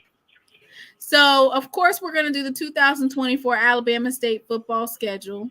I'm excited. So, the first one is the infamous Orange Blossom Classic. You know what? I don't understand why FAMU pulled out of that. I didn't get it. They want to get paid. Mr. Campbell, you have Orange Blossom Classic and FAMU not in it. Tamona did an incredible, and Tamona, that's been almost a year ago, a credible live where we discussed this breakdown. And if the money ain't money, and we ain't coming. So they're going to see. Sometimes you got to show people your value, and this is no disrespect to Alabama State and Central, but to Mr. Ford's point, we are Florida A&M University. There's going to be a drop off in attendance. It's just a fact. That's right. Miami belongs to A&M. Yeah, so they're going to see a drop off in attendance, and we'll see what happens. And my thing is, why are you going to call it the Orange Blossom Classic and FAMU not in it? Well, they didn't want to pay us the money, Mr. Ford. They didn't want to pay us the money. We bring a certain amount of value, and I think, I think everybody, the big brand schools like FAMU and Jackson State and Southern and Grambling are starting to understand what their worth is, and you just can't give us money just for the band and for the football team to come, and you making $2-3 million on top. Right. You can't do that. You can't do that. Like I said, people are smart enough. Jones stuff going on, huh? Well, and like Yeah. So, and like I said, the person that's over the Orange Blossom class, I know people that know her. She's an outstanding person, but this is not a personal thing. It's a business decision. And I think FAMU wants people to know in Orange Blossom Classic what the value is. And I think they'll understand it. So again, for Alabama State and Central, if you want to keep going to Miami, you better bring your people down there. That's just the bottom line. Well, Central ain't gonna bring nobody. Alabama State might bring a few people. If that happens, what's going to end up happening is they're going to have a different set of teams every year, and that doesn't. I mean, that no, they'll get FAMU in it. They don't have a choice. If they don't get FAMU in it, that thing is going to fall. They got to get FAMU back in it. I think that the AD would probably be more preferable to re-enter the contract as long as so they'll both be on footing, right? So the AD will be pressured to get back in it for the money, but then on that same token, the OBC will be pressured to offer the right amount of money. There you go.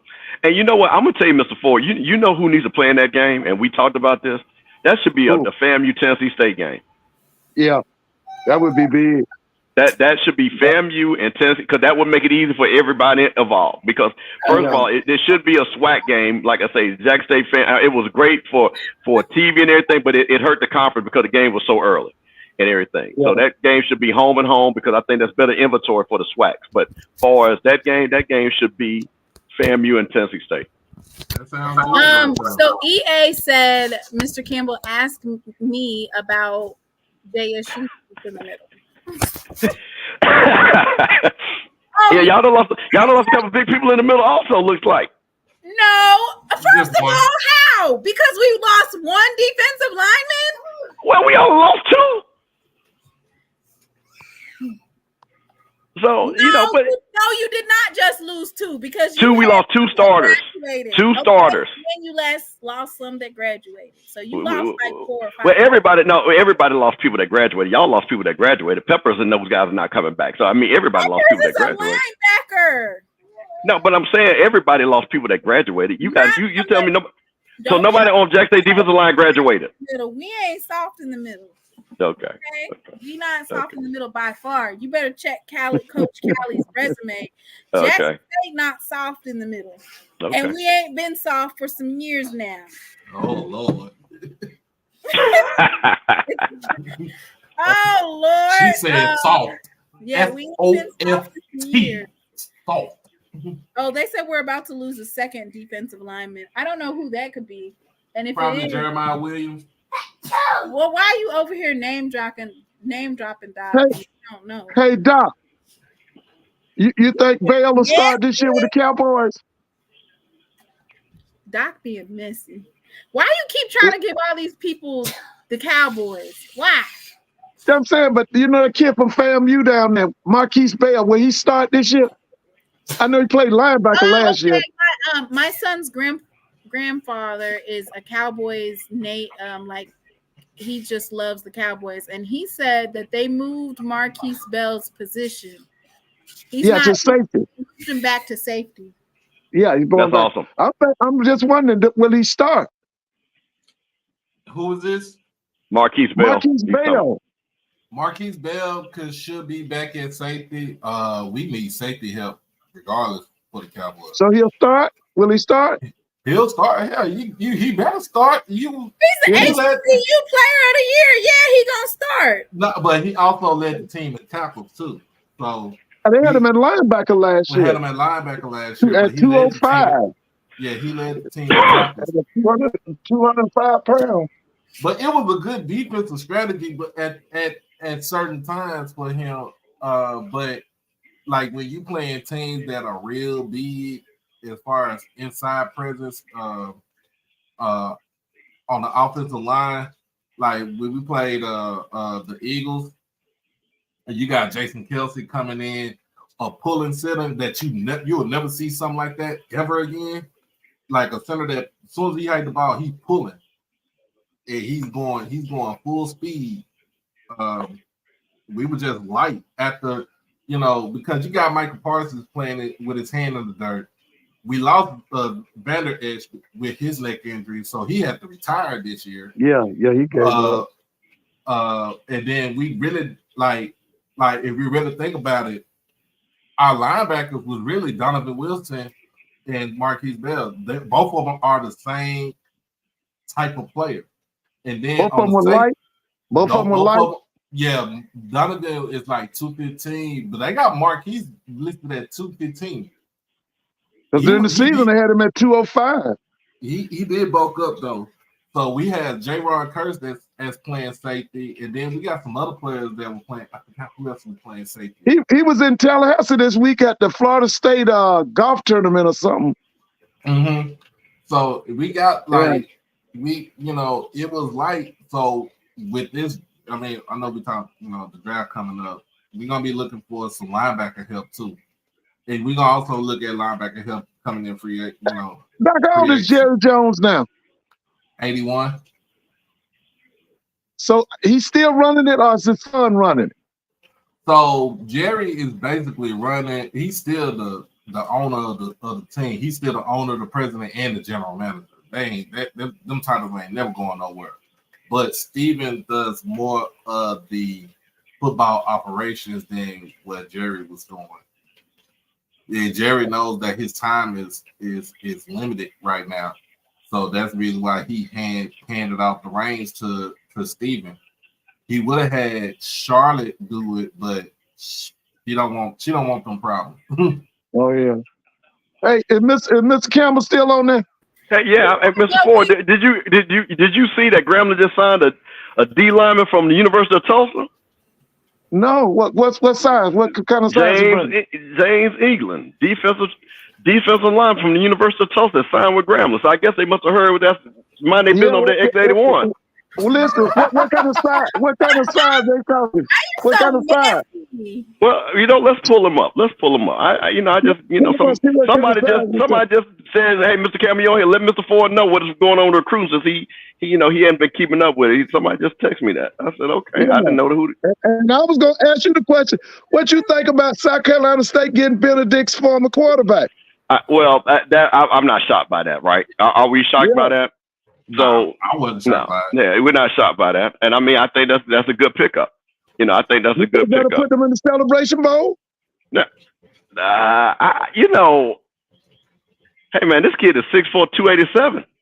That's the rough stuff right there. Hey, he's a redshirt freshman. Oh, y'all got time to play what they do. Okay. We put him on the inside. The inside. Okay. I guess Grambling ain't gonna be soft in the middle, huh, Mr. Ford? Get you catch it. See a little focus. See how a little focus get y'all right. See, how about that? A little focus over there, X81. Mr. Campbell. Well, let me ask you this: do you think that South Carolina State fam game will that be a sellout? Oh, I think we're going to get a really good crowd. I think we'll get 17,000, 18,000. Yeah, 17,000, 18,000. Yeah. I don't think it'll be no 22,000 in there. It'll be 17,000, 18,000 because this is Labor Day weekend. So so that actually might bode well for that. But here's the thing: you gotta understand something. See, this is where I think people and y'all tease about this all the time. But Florida A&M's alumni is spread out, and you gotta understand something. We played the week before in Atlanta. Yeah. So. You got even people that'll be like from Miami, like, are they gonna drive all the way to Tallahassee or are they gonna go to Atlanta? They go to Tallahassee. Well, they'll go to Atlanta, probably. Oh, they go to Atlanta, okay. Yeah, because they can just jump on a flight. Oh yeah. Yeah, they can just jump on a flight instead of driving to Tallahassee. And it's Atlanta, compared to the games, because we got some really nice games, the home games. So I don't know. I think that we'll have a great crowd, but I don't think it's gonna be packed because it would be packed if we didn't play in that MEAC SWAC challenge. Listen, I remember back in the day, Labor Day weekend, fam would always invite Tuskegee. That'd be a big crowd, boy. Huge crowd. That would be a huge crowd. That'd be almost 25,000. And Tuskegee would bring a crowd too. A fam would have a crowd, and Tuskegee would bring a crowd. Yeah, there go your player right there, Mr. Ford. There you go. There go your guy right there. Yeah, that's my guy. Okay. Grambling was never soft in the middle, according to that. But anyway, let's talk about these Alabama State Hornets. Let's get your guesstimation, y'all. Starting with Mr. Ford, then Jay, then Doc, then Mr. Campbell. We're going to go through this schedule real quick, and then you tell me what your prediction is. So North Carolina Central, of course, at the Orange Blossom Classic. Then we got Miles College. Didn't they lose to them? Yeah, Miles College they came down there did. and beat them last year in Montgomery on their yard. Yes, they did. All right. Yeah, they did. You got Sanford Bulldogs. They can't play with Sanford. No, that's that boy's from Georgia. The coach up there, he's from Macon. His daddy was a high school coach. I knew his daddy. His daddy was named Edgar Hatcher. They were out of Macon, Georgia. Yeah, so I knew they his have dad. a bye week, and they go to Bethune-Cookman. That's gonna be a big matchup. And then they got Florida A&M at home. That's homecoming. You know what? I hope I can make that. Then they got the Delta Devils at home. Okay, they should beat them. Hey, They by the way, when is bye week in the Magic City Classic? Lord, let me ask you this: when is Coolidge's funeral? Coach Coolidge's funeral? Anybody say anything? I want to say it's in Texas, and they did. I want to say they posted it. It's this week. Okay, it's this week. Okay. Yeah, they posted the information. Let me see. It's this week in Texas. Service Friday, April 26th at 12 p.m. at Genesis United Methodist Church in Fort Worth, Texas. Oh, he in the DMV. What's that? The DFW? Yeah, they probably have it on east side of Fort Worth. I want to say that his like the viewing is on Thursday. Okay, so they got the off week, then they have the McDonald's Magic City Classic, then they got the City Classic. Good Lord, they got classic after classic. That Magic City Classic is where we said Manny gonna get fired before he get on that bus. Yeah, he got to win that game this year. They got a rule down there, but whoever wins it, loses it like 2 or 3 years in a row, the coach is gonna get fired. Maynard's got to win the Magic City. He's got to win that. Then they got to go after they go to the Port City Classic is going to be in Alabama. Is that okay? That's in Mobile. Yeah. Then they see, back in the day now, they always played in Mobile, but they would play Southern. They would always play in Mobile, and they would play Southern, and that would be a big crowd at Lad People's Stadium. It would be a big crowd for that. That's back in the day.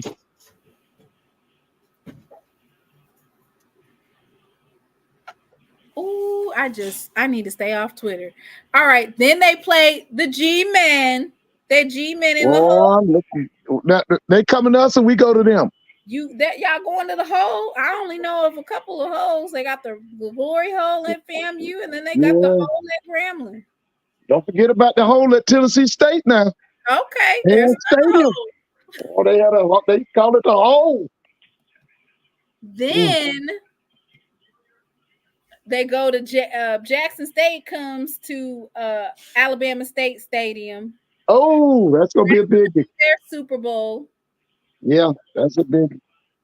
And then Prairie. Y'all hold a record for the largest game at Alabama State. I know we do.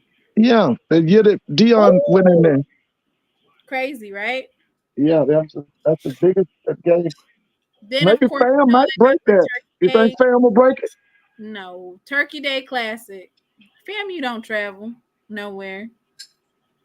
No, let's travel now. Mr. Four, I'm not gonna listen. These folks drive two hours. Talking about they travel all over the South. All they got to do is drive 2 hours. All across the SWAC from Jackson. So y'all just need to stop it. 6 of y'all games are 2 hours or less almost. So stop. Alabama is like 3.5. Yeah, yep, 3.5. Yep, that's a long way, boy. Half a tank of gas. Yep, that'll get it. All right, so Mr. Ford, what's your overall prediction for Alabama State? If Fam get them boys out that Porter, they probably lose. If Fam will get them, that school you called out of Birmingham, Stanford will get them. Let me see. Will they avenge Miles College? Will they beat Yeah, them? they'll get Miles. Yeah, they'll get Miles this time. Miles got them last year, but I'm gonna be honest with you. I'm gonna tell you who's gonna put some fear in their behind. It's gonna be that North Carolina Central. You have to watch Trey Oliver. Yeah, you have to watch that guy, man. Trey Oliver's a good coach. So how many games you got him losing? 2. What? Fam, and you call that? Did you say it's Sanford University? You got him beating Jackson State, Mr. Ford. All right, Mr. Ford. Y'all got to go in. Listen, y'all got to go in the Alabama. So do FAMU. FAMU got to go to Alabama. But all right, listen, Mr. Ford said if FAMU get them boys out the portal. All right, so if FAM get them boys out the portal. All right, Jay, what you got? Jay, what you got them going? Well, I don't have them beating us, so that's first. I say they probably go maybe either 8-4 or maybe 7-5. Okay, who the 4 gonna beat them? Say it again. Who's the 4 that's gonna beat Bama State? 4 schools. Jackson State won. Who else they gonna lose? Yeah, Jackson Give me State. 3 more. FAMU. They might lose the Orange Blossom Classic. They might. That's lose Central. That's North Carolina Central. 2. So that's 2. You got 2 more. I don't think they're gonna be FAM. Ooh, So that's 3. And then you got that's Sanford. 3. And who else? And yeah, Sanford. Okay, so I see. Yeah, okay, all right. All right, Doc, what's up? What you got? What you got them going? As far as what? What's their overall? What you got Alabama State going? Their record? Yep. Yeah. Let's see. I got, so when they played Central, I got Bama State winning that, so that's 1. No, we're not asking you how much they're winning. We say how much they're losing. What are they losing? Oh, well, shoot, if Andrew Body can stay healthy, hell, they'll probably lose 3 games. And who is the 3? If they play their cards right, if FAMU, Jackson. Okay, FAM will beat them. Jackson will beat them, and who else? You said that Sanford to beat? That Sanford game, yes. I would say the Sanford game. Sanford game, yeah. The Sanford game, go down, Timona. Mm-hmm. You got Prairie View. Cause Prairie View beat them. They beat the brakes off of them last year.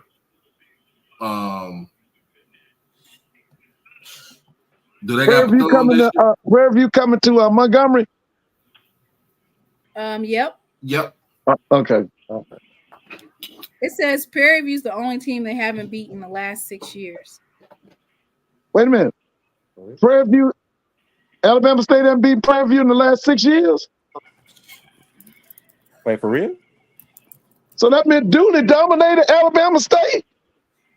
I guess so. Damn. I guess so. Oh, Lord. Ain't no undefeated. You either going 10-1 or you 9-2. 9-3. I give them. They'll go 9-3. Okay.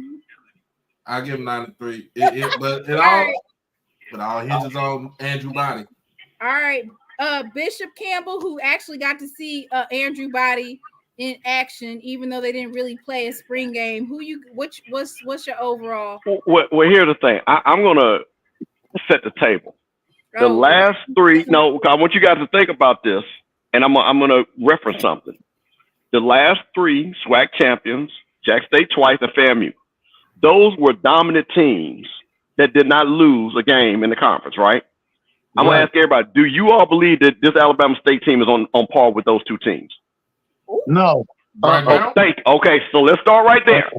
We can all agree that this team is not on par with the two great Jackson State teams and the great FAMU team. So I'm going to read to you guys, and I want you to think about this. They lost to Miles last year. They lost to FAMU last year. They lost to Alcorn last year. Prairie View. They lost to Prairie View. Okay? So all these teams are on their schedule, adding Jackson State, who should have a revenge factor. Yeah. I'm telling, and they only beat Bethune 19-14. So the question is, did this team get that much better? I don't think they have. I think Andrew Body makes them better, but that I'm talking about to the level that Jackson State was and to the level of FAMU. I think they're going to lose 4 games. Well, 4 games. But keep in mind now, they got a lot of big games in Montgomery. That's going to help them. I understand that. But the problem is 2 of them big games against 2 of the big dogs. That's the problem. So here's the thing, and I've always said this: you're going to know where Alabama State is really quick. And I think, as my nephew JB has said, against Central, if they don't win that game, that's what I'm saying. You're going to know really quick if they don't dominate that game or play where you could see. Because again, you think about, and I'm going to tell you, and Mr. Ford, we can talk about those Grambling teams when they went back to back. Those first games, even when you guys went out there, you could see that the team was really good. Just the first game, you know what I mean? Jackson State first game, we played that hard game against FAMU. Jackson State 7-6. Then Jackson State came next year and waxed us. The next year, we come back, we play a really good game. That first game lets you know if you got a championship team because this team should be stocked and loaded. So that's the first thing. Now they're going to lose to Sanford. Okay, right? Yeah. We already said they. Okay, they barely beat Bethune-Cookman in Montgomery. Now they go Bethune. Bethune should be better. Okay, we got FAMU. FAMU is not going to have this massive drop off. Okay. And the defense, like I say, to Mr. Ford's point, if them boys come back, we're going to have the best defense in the SWAC again. So that's a loss. They'll beat Valley. Scroll on down a little bit more, Timona. Alcorn. I think, like I say. Okay. Well, I give you that. I think Prairie View can get them again. And I'm going to tell you my upset pick. Grambling State Tigers. Ooh. That's going to be the 4th loss, and that's what's going to mess them up from getting to the East Championship. We're going to this one. The G-men are going to rise up and have some pride. I'm telling you, they're going to have the G on their helmet because like I say, remember they only beat Grambling 17-6 last year. Grambling should miss the 4. You believe Grambling's going to be a little bit better, right? Yeah. They're doing something exhilarating. So the reason why I'm saying this, and the reason why I'm prefacing this, if we can agree that they did not have the status that Jackson State had the last 2 years in FAMU, and that's what it took to go undefeated, right? That's what it took to go undefeated. We already know they can't go undefeated. They don't have that level. They don't have that level of players. Because FAMU and Jackson State will stack on every level. We had, like I said, people could talk about Musa, but he was the offensive player of the year. Y'all had Shador. Y'all had James Houston. Y'all had Travis Hunter. We had Isaiah Land. We had Marquise Bell. You know what I'm saying? We had Isaiah Major. We had Dunn. I'm talking big name players. Kendall Bowler. You guys had Nuggets. So that's what I'm saying. When you start going name by name, does Alabama State have that? I don't think so. And if you don't have that, that means you can't go undefeated in the SWAC. I think they had it last year, Mr. Campbell, as far as what you had with Bubba, Mikey Victor, and Adrian Maddox, as far as playing on the back end. And then, of course, the QB, the quarterback's position was the only position that really wasn't all solidified until I think Coach Robinson had to swallow his pride and actually start Daniel Stewart instead of Demetrius Davis. Because Davis threw them out of the game. He threw him out of the game. He threw him out of the game a couple of times. Well, I'm just saying for what it took to run the table, and we have a sample set. So for me, I'm gonna say that Alabama State's offense was the problem. The defense was not the problem. No, Right. it was. It's always, but It never was says offense the that offense. was the problem. So so we're saying that we're making all these the win margin, but that Alcorn win-lose margin, that was basically a field goal. Yeah. They won by a field goal. Alcorn Mr. did. Mona, Yeah. Mr. Mona, Yeah. I need you to do one thing before I go to bed. I need you to play that Bethune-Cookman fight song for me. play that for me. Music? Yeah, play that for me before I go to bed. Yeah, we finna go to bed. We were trying to get Yeah, through. but play that song before you go up. I want to hear that. Let me hear that. Oh, pull up that Bethune-Cookman fight song. Not the wild. Like I said, I just think that, like I say again, I don't think they're going. I like what Mr. Campbell is saying. If we're looking at who went undefeated in the SWAC, is Alabama State on par? Defensively, I think that defensively they can compete. The question is going to obviously be the offense, which they did get. They did get Andrew Body, so yeah, it's going to be based on that. I would have kept that. And they got a new offense coordinator. Don't forget that. Yeah, they got a new offense coordinator. But that's what. See, before you get to my point, Jackson State had continuity. FAMU had continuity. You see what I'm saying? Yeah. You got a lot of gumbo that's getting stirred in this pot. So when Jackson State made their run, you knew what Jackson State was bringing. Willie had been building that team for 3 years to make that run last year. You knew what that team was going to be. You can't say where Alabama State going to be because they haven't been together. Musa was there for 2 years. Shadur was there for 2 years. They went through the wars. Those guys knew each other. Isaiah Major was there. Kendall Bowler was there. The offensive line was there. Same thing with Jackson State. All those guys. Nugget was there for all that time. Aubrey Miller was there. All these guys have been through the wars. Listen, when you were down at the spring, can Alabama State quick strike you? How do the wide receivers look?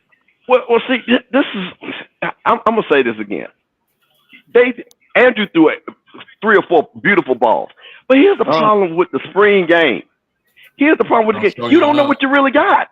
They don't show you enough. They only show you. You really, it looked great. I can say, man, their offense is gonna score 80, but I don't believe that because I don't think anybody's spring game really showed the talent of anybody.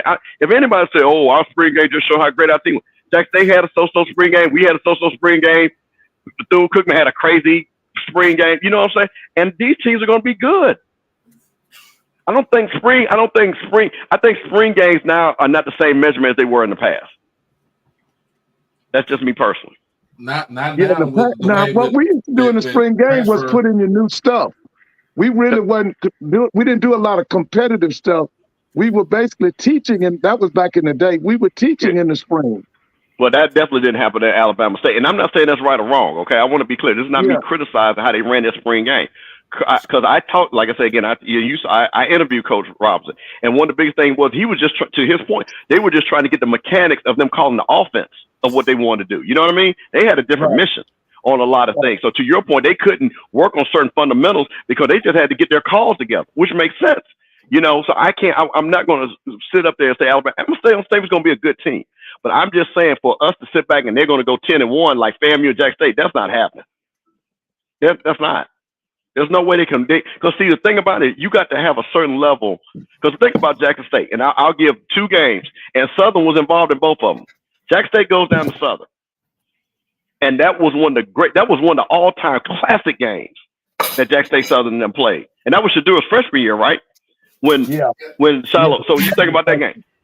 Yeah. Okay, you think about when we go down to Southern last year.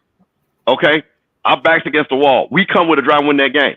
That's the type. That's come from experience.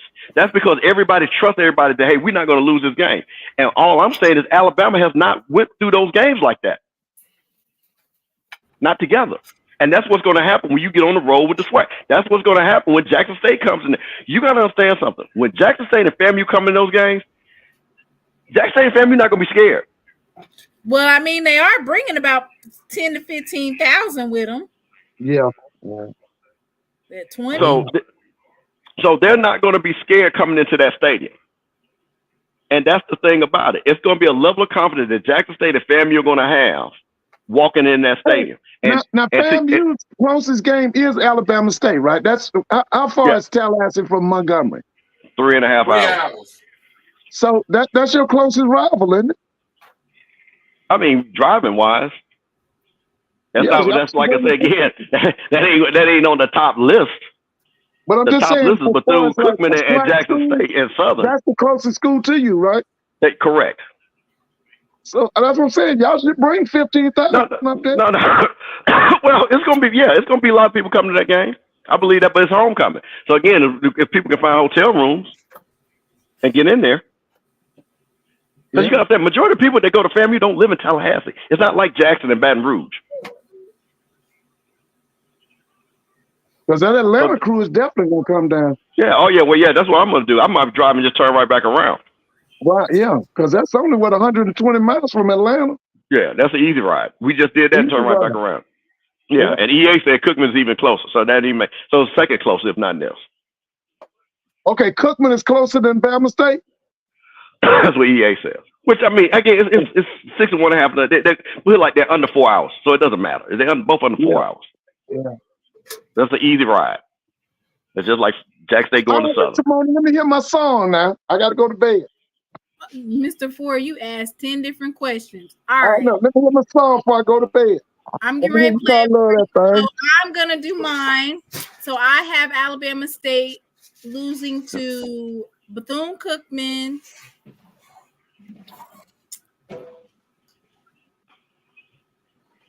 Jackson State. And Bethune-Cookman and Jackson State. And Samford. That's it. Let me ask you and Doc something. If the Florida Classic end up being for the SWAC East, y'all ain't gonna be looking like Diddy, are you? Well, wait a minute. Wait, what does that mean? Hold on. What does that mean? Diddy, are you? I'm too old for that joke. What is that joke about? The Florida Classic might be for the SWAC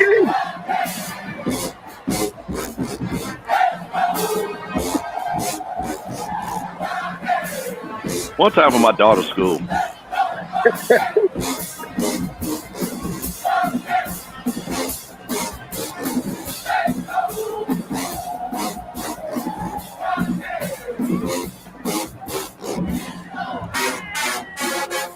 You know the crazy thing? Before Bethune joined the SWAC, they had won 15 SWAC games in a row. Did you guys know that? They were the only team that beat Grambling. That's Jenkins. That was Brian Jenkins, right? Yeah. They had won 15 SWAC games in a row when they were in the MEAC. Yeah. I'm surprised that guy didn't got another job. No Diddy. He will never be looking like Diddy. Looking like Diddy. Mr. Ford. Would you care to elaborate about that? Yeah. What does that mean? Yeah, see, here's the thing. The SWAC East could come down to the Florida Classic. Bethune versus Fame. We don't know. Okay, we don't go know. ahead. It could come down to the SWAC. Listen, last year, the Florida Classic was the baseball championship. It was Bethune against Fam, right? Yeah. It could come down to Florida A&M and Bethune for the football SWAC East. But what does that have to do with Puffy? I'm saying the Jacksonians ain't gonna be looking like Diddy. You know, Diddy be y'all see them pictures of him lately? See, boy, I'm gonna let y'all have that one. I'm gonna let y'all have that one. I'm gone. Shade. What's the next schedule coming up? We ain't doing no more schedules. It's 11:16. I gotta go to bed. My son gotta go to bed, even though he don't have to go to school till 10 because one of the teachers passed away, so they have a 2-minute delay. But I'm gonna put him to sleep. So we need a disclaimer. The views of Mr. Ford. The views of Mr. Ford does not reflect She Loves Thee Podcast. They are personal opinions. Opinions. Everybody has See, them. Mr. Ford teaches, I think, junior high. See, that's them little dirty junior high boy telling him them little dirty jokes. That's what that is. That's where he getting that from. Yeah, how he know about all that? Yeah, little dirty little seventh graders. They got nothing better. Mr. Ford, come on, let's show you this joke. And then he went and repeated it. Well, y'all, it's being real. Well, let's see what it's looking like Thursday pre-draft. And we'll see how many other players enter the transfer portal. I'll be on tomorrow. Tomorrow, when are you coming back on? So the draft is on Thursday, right? Yeah. Yeah, so I'm thinking about that. I'm thinking about Thursday. Oh, okay. Because I want to talk about what me and you witnessed today with that Colorado channel. I want to hear people. Why you don't talk about it now?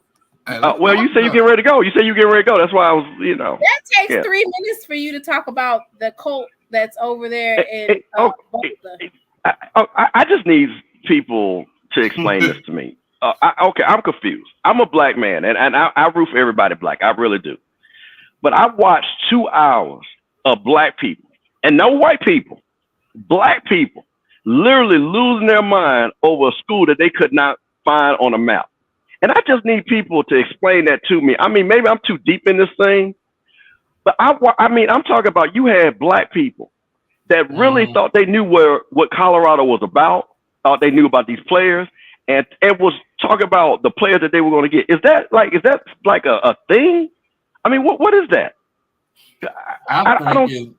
I think it's more of them worshiping Deion Sanders instead of being a fan of Colorado, because like you can tell me what Colorado was doing the last five years.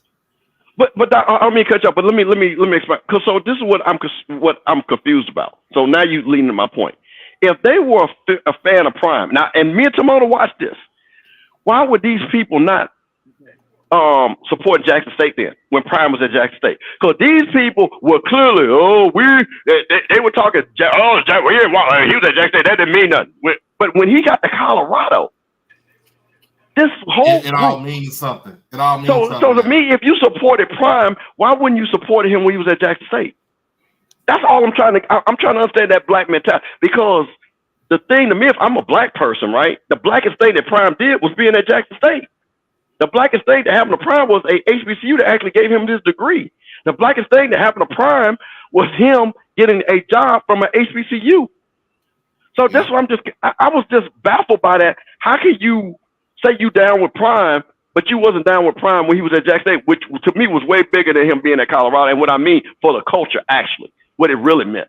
Well, you know what, Mr. Campbell, I was listening to this song, and Zero was one of my favorite rappers, and he had a song called "Ribbon in the Sky." He said on the first hook, he said, "I feel like black lives don't matter to black lives." So that tells you a whole bunch right there. Yeah, I was back. I texted Timona. I said, "Listen, you got to watch this."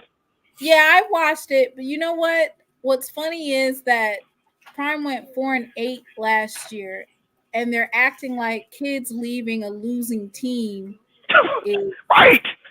Like what? If I went 4-8 and I'm a 5-star and I can go somewhere where I can win or at least have a winning season and go to a bowl game, I'm gonna go there. That's what I'm like, because they were talking about we losing people in the portal, and I'm like, y'all fools losing way more people in the portal. Y'all getting millions of them folks don't care nothing about y'all. I talked to Coach Walker just earlier when I was at Walmart, and I picked up a Walmart order, and he was like, "How many players that enter the portal from Colorado?" He's like, he's like, was it like 10 and 11? I said, "No, it's like in the 20s." Like it's like all the new people they bought in, they gone. Like and you can't say all these kids aren't going to class. You can't say all these kids aren't watching. You can't bash these kids. Can't bash them out. Bash all of them. Cormani McClain, you used him as a scapegoat, and then 2 or 3 others followed. And you can't keep saying that, they didn't want to compete. I'm gonna say this. He lost almost his whole running back room in 2 days. Just think about that. Like the first one to go was Alton McCaskill. He bumped out. Then you see today, Dylan Edwards and Savion, they bumped out. But they keep Charlie Offerdall, who's going to be number 2 running back to the kid that they just signed for. That committed from Ohio State. So to me, it's like come on now, you gonna replace you losing more than what you're replacing inside of your team. And when it comes to chemistry, you're not gonna have a lot of chemistry on that team. And especially if the quarterback, if the only person you're developing is the quarterback and Travis and nobody else. I just saw that, and I just wanted to ask that, because I was like, if you are down with Prime, then why weren't you down with him at Jack State? Why was there a clear delineation when he went to Colorado? Then you supported him if you say you down with Prime, and not when he was at Jack State, which was a way better story, and it looked way better for Black people. I'm just about to win what, 5 games? 4. You said they did what? They about to win 5 games. Oh, next year? Yeah. I think they'll win North Dakota State. They better. Baby, if they don't win that first game. Oh, listen. He's gonna be now you talking about we coming. Them moving vans gonna be we leaving. Everybody in the chat, y'all go ahead and type up a different slogan for we leaving. I'm out. I'm out. What we gone? We shouldn't have came. What I say earlier? We resign. Wait a minute. I gotta get some milk. We need some milk. Ooh.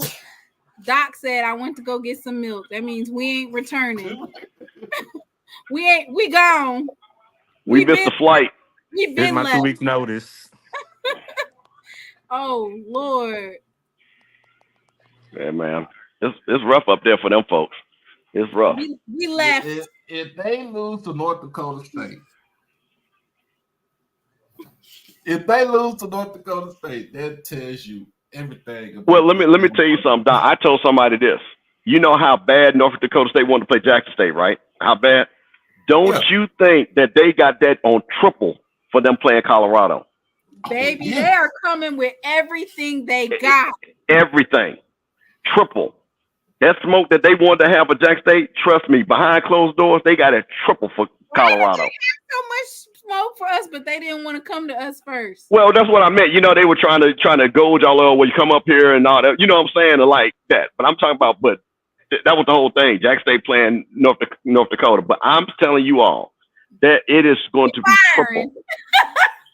Colorado not gonna fire him because he's still bringing in that bread. He's still bringing in that money from them games. But I don't know, man. I'm just trying. Deion will fire himself. He'll fire himself. If they go another 4-8, Deion is not gonna, because he doesn't have the patience for that. I'm telling you that right now. If they have another rough season like that, which I hope that, and I hope they don't, because I want Deion to be successful for a whole bunch of reasons, because I don't want him. I don't necessarily want Deion to be successful, but I do want him to tell his son Shador, you ain't rap like that. You're not like that. Stop it. You're not that. Stop it. Stop being so arrogant. Like they almost. I'm gonna be honest with you. He just like his daddy. Yeah. He's empowered Shador. No, yeah, he's empowered Shador for that. Shador is not like his daddy. Shador did not grow up like his daddy. He wasn't raised like his daddy. Nothing about Shador is Prime except for him watching what Prime did on the TV when he was younger and him emulating that. But he wasn't brought up like that. He's not like that. In real life, you're not like that. Stop it. Because what you're gonna do is you're gonna end up like Will Levis, who they invited him to the draft, and he had that pretty young thing on his arm, and he went undrafted the first day. He got drafted. Undrafted for the first day. I'm saying he literally sat there. Everybody's getting drafted but him, and he sat there undrafted for the first round. That was embarrassing. He had to go home and get the phone call. If I would have known that, I would have stayed my ass at home. So you don't think that the owners aren't teaming up together to basically put him in his place? Because Dion over here talking crazy. I only want my son and Travis to go to certain teams. They can only play for certain teams. Most of these NFL coaches and GMs ain't stunned what Dion talking about. Do you think Shador? I don't feel like Shador was as arrogant as he is in Colorado. Like he didn't. And I want to answer this with Deputy Mario said about this. I think everybody will agree there is how Dion entered and there's how Dion left. So no, when he entered, nobody said that, Deputy Mario. And let's keep it a buck, as they like to say. Shador wasn't like that with the team. Not even close. And if you don't see the growth and the transition, then come on, man. So like I said, I'm keeping one. So now we all want these young brothers to be successful. But what we're just talking about, and really what my overall thing was, is my confusion of if you're going to root for somebody, why didn't you root for him while he was at Jackson State? And why would you automatically just root? Because since you say you down, because that was their whole argument. We coach Prime fans. But I watched 2 hours of them denigrating Jackson State and talking about Jackson State and HBCUs as a whole, because it wasn't just Jackson State, because they were like, all the HBCUs ain't about nothing. That's why he left. So it was all a blanket statement. And I'm sitting up here listening, and these are black men. And guess what? When Prime is done, which is probably next year, his legacy is going to be Jackson State, because that's the only place where he won a SWAC championship and he went undefeated. You can't talk about Colorado. It was 4-8 and he quits at 4-2. What? He's quitting. 4-4. He's not even gonna finish the season. But at the end of the day, he's also going to get talked about Colorado, because it's going to be talked about how this is going to be the narrative. How he went from a FCS HBCU school, came up to at the time a Power 5. Now it's the Big 3+1. Go to that school. But he couldn't get it done at that school in the time that he was there. Because that's the narrative that's gonna come. Like, you got it done at Jackson State, because why you got it done at Jackson State? Because they will say the competition wasn't that great. You out talented everybody in the SWAC and HBCU football. Except for the 2 times we went to the Celebration Bowl, I got humbled. The first time we got humbled. The second time we could have won that game. But Doc, let me ask you a quick question. You say that, but doesn't Ohio State out talent most people? Huh? Doesn't Ohio State out talent people? Doesn't Alabama out talent people? Yeah. So there's nothing wrong with out talenting people. Alabama and Ohio State do it every year. Yeah, but what I'm saying is they're gonna say it as far as what he did at Jackson State on the FCS level and at an HBCU. Like, they're gonna say like everybody was less than, but you had the most, like you said, we had the most talented team, but you couldn't pull it out when it mattered the most, which was that part is on him. Yeah, right. I got you. Okay, I got you. Yeah. So what I'm saying is that's what his legacy gonna be. You the three because I'm counting the spring season. The 3 years that you did at Jackson, you were great. You was 27-6 at Jackson State, right?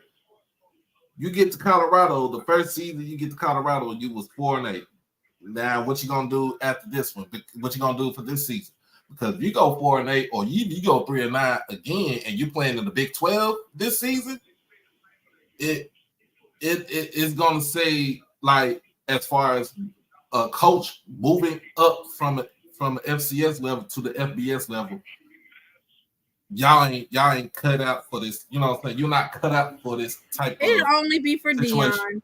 But it's not saying for Dion. It's going to be for it's going to be for like it must everybody. be for every black coach, but I don't think it'll be for they've elevated FCS coaches, but usually they make them be on the staff first, and it just goes to show you can't cut corners. Well, I mean, he cut at the end of the day, he cut a whole bunch of corners together. They gonna stick together. And that's what happened when he went to Colorado. Instead of putting in those coaches that he claimed he was going to put in position to do X, Y, and Z, he made them. Did it for him. No, they did it for him. What? What did he make them? No, what I'm saying is his two biggest coaching hires he did not make at Colorado. They made it for him.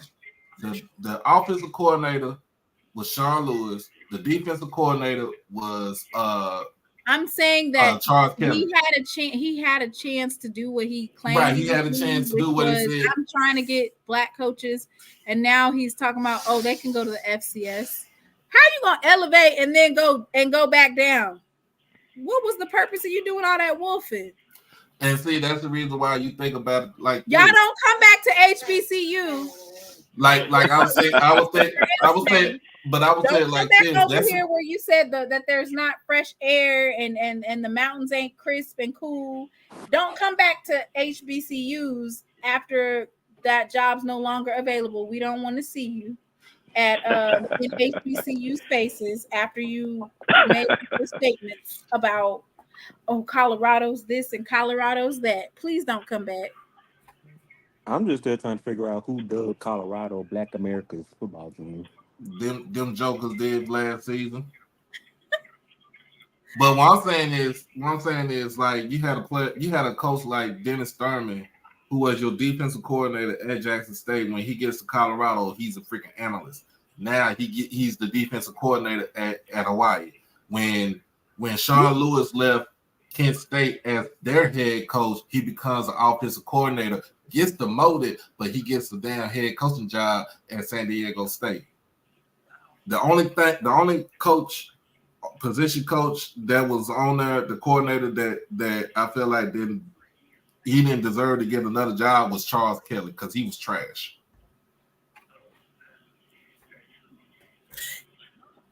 Well, yeah. Well, I didn't want to, like I said, this wasn't about, a matter of fact, this was not about Dion.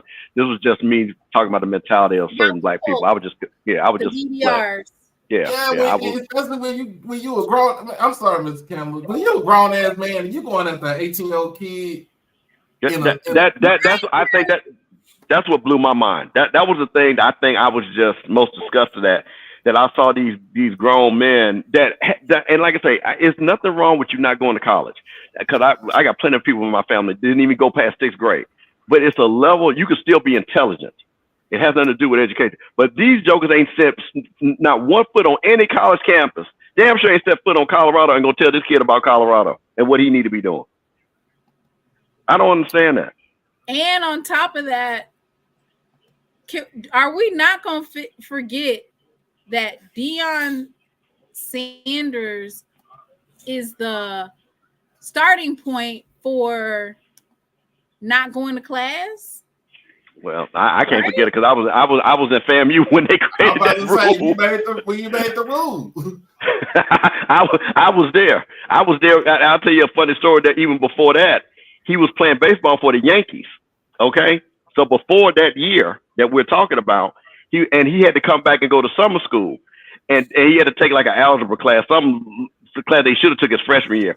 And Dion said, "Why do I need to take algebra when I know 6 zeros behind a 1 is a million?" That's a fact. He said that. He said that. So yeah. But I mean, yeah, he wanted to be a football player. So, but yeah, that rule. Yeah, he did not go to class that whole semester at all. Or take a test or nothing. And you No, he didn't. No, listen to what I'm saying. He did not go. He did not go to class. Did he watch film? Yeah. Oh no. Wait, hold on now. I want to be clear. Don't ever get Dion the football player mixed up with Dion the student. Dion the football player was the ultimate practice player and teammate. Anybody will tell you that. He didn't participate. He said this out of his own mouth that they was trying to do interviews and stuff and do all this stuff, and he wasn't answering no questions. He's like, I'm not here to do all that. And when it was pro day, he didn't want to really do too many of the Well, he didn't have to, Simone, because Dion knew and Eugene Parker was his agent, which give Dion credit, he was one of the first black superstars to have a black agent. And Eugene Parker, I knew, so this was more of a business thing. But I'm saying, I know. Listen, Dion was an ultimate teammate and practice player. Nobody ever said he dogged it in practice. Dion, he was real on that. So he didn't have to. Like I said, and just like Jeremiah said, that boy ran a 4.2 without his shoes. He just went in there and said, "I'm good," because he knew he was going to be a top 4 pick. It was guaranteed. The man came in out of the limo, ran his 40 time at the combine, and left. Yeah. Dion didn't need to do any pro work. He didn't need to do that. So with that being said, and how he did any of his coaches come out and dog him for not going to class? No, because I'm going to tell you something. It was a different time. Mickey Andrews was his defensive back coach. And like I said, again, I was there. I'm going to tell you something. You got to think this is bad. You got to go look at the SEC in the 70s and 80s. They had kids in school that couldn't even read or write. Okay? So it was way worse even in the late 70s and early 80s. Damn, I mean, you had been trying to teach him how to read or write? No, listen, I'm serious. You had people that were literally illiterate that were going to school. I'm serious. This is, like I said, this is just not me making this up. So yeah, academics at that time, that's why they had to bring in all the Prop 48 and all this stuff and all these different rules, because it was so bad, because that's when black people were like, you're taking advantage of these black players. They're going to school and they're not even graduating. Right, you over here hollering about a free education and they not learning nothing. Yeah, they're not learning anything. So that's when they had that. So it was a real big course correction in the 90s where they said, okay, and it did. It helped the black athlete because the graduation rates did go up because of that. But no, I'm just telling you. Yeah, there you go, Jeremiah. Herschel Walker is a perfect example. Herschel Walker was. Dexter Manley, there you go. These guys are money. He opens his mouth that he's got missing a couple of screws. Wait, Herschel Walker? Yeah. I thought he graduated from Talladega. No, he did. But my point was this, basically, that they covered him, whereas it's like they're basically dogging him out for not going to class. Okay. So I see what you're saying. You're comparing what happened with Dion compared to Kamani McLean and the hypocrisy of it. Yeah, it's a hypocrisy. Like, do you know who you are? You didn't do these things. And then also the fact that, like, of who he's doing it to, right? Because there were some white players that spoke out on Jason Whitlock's channel, and they talked about how he has favorites, and they exposed basically the program. Do you think that Deion Sanders attacked any of those players? No, he didn't. Of course not. But this young man, Cormani, they tried to bury the hatchet, and then the next day you have 4 or 5 other players going to the portal. So you're not going to say that they weren't going to class. You're not going to say that they weren't watching film. You're not going to say that all of those running backs were third string. How many third string running backs do you have? Dylan Edwards was a 4-star running back. Okay. All right.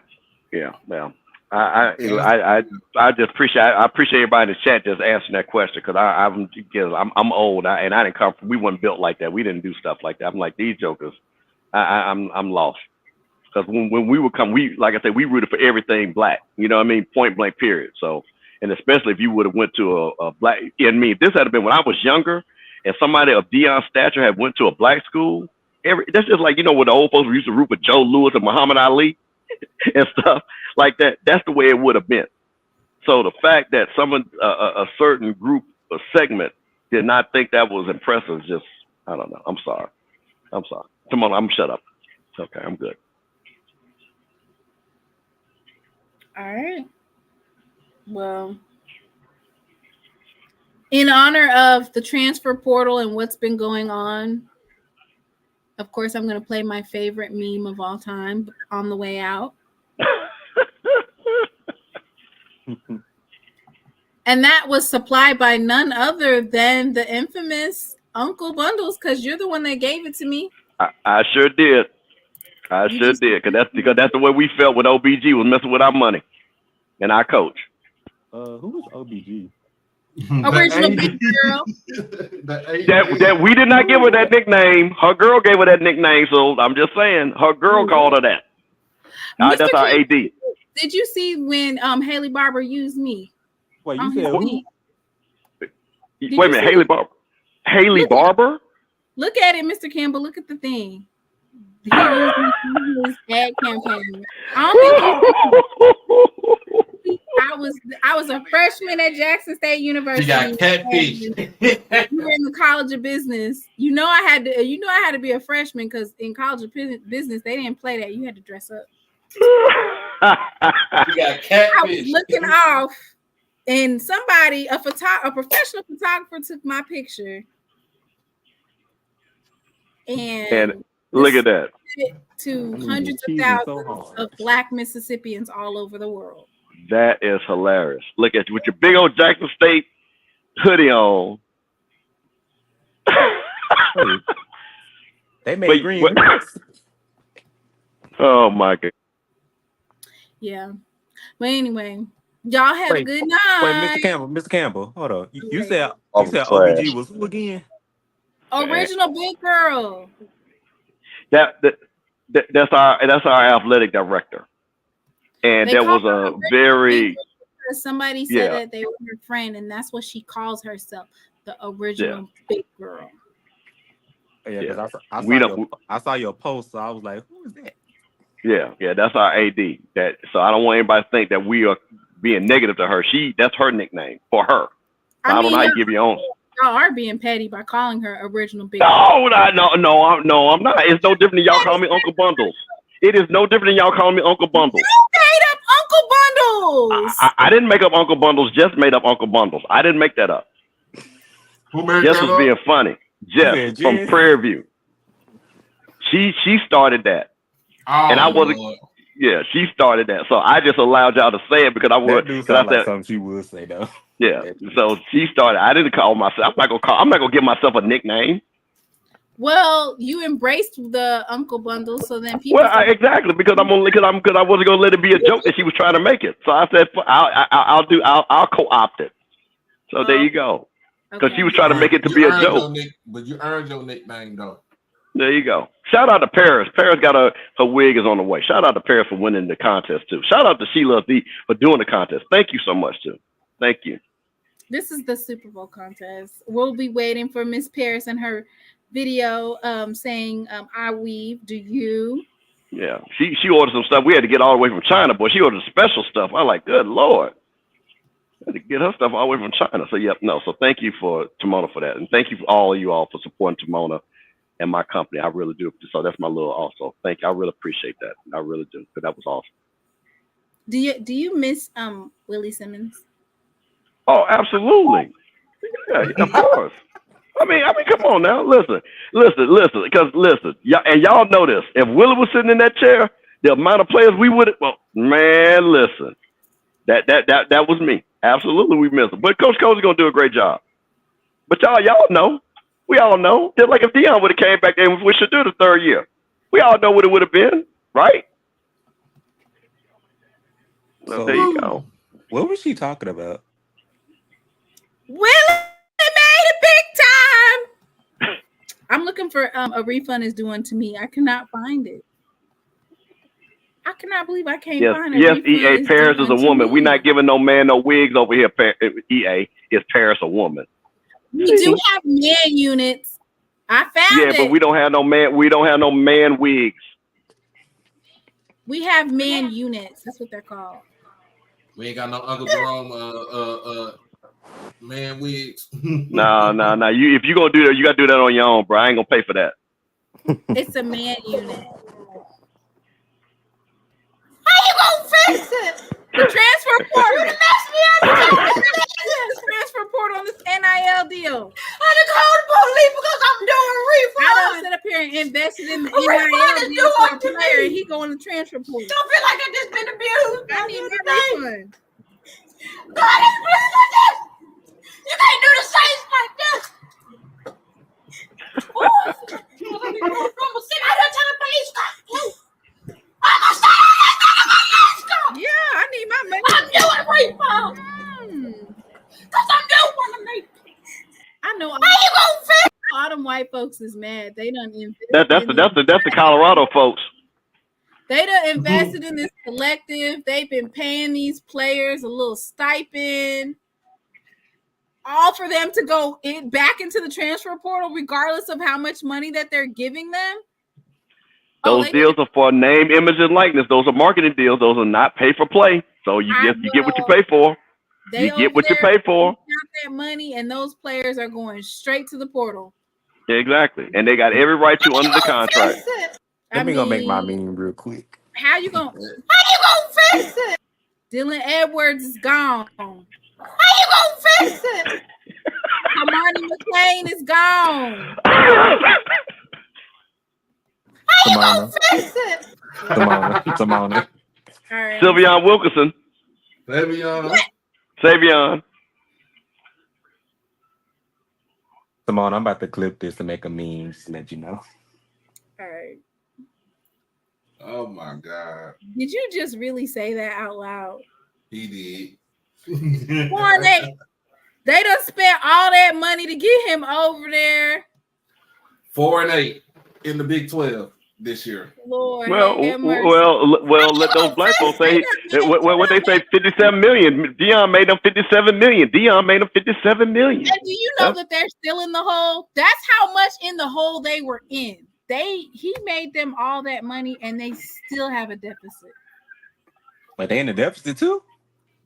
Who said Jeremiah Williams is gone? Is EA just talking? He's not gone. He gone. Let me go look. Y'all gonna wake up in the morning. He gonna be thanking Jesus and Jackson State tomorrow. Y'all know that. It still say 99 at JSU. So until we don't, then He working on his graphic right now. That's all. Ooh, listen, Jackson State won't be soft in the middle. We got Kylie James as our defensive line coach, so we ain't worried. How about the Doc Holliday out of Memphis, who do the sports show? Oh, my baby went to sleep on his own. He said Uncle Neely should be embarrassed. Anyway, on the way out, y'all have a good night. Wait. Oh wait, no, what? What's wrong? What's wrong? I accidentally booted myself out. I don't even know how I did that. All right, we got to get him some collard greens. Anyway, how you gonna fix it? We leaving out to, of course, the Christie show. So y'all have a good evening, a good night, and we'll see y'all back here on Thursday for draft night. There you go. Bye, y'all. Have a good night. You done messed me up to tell this business. I done called the police because I'm doing a refund. A refund is due unto me. Don't feel like I just been abused out here today. God, it's really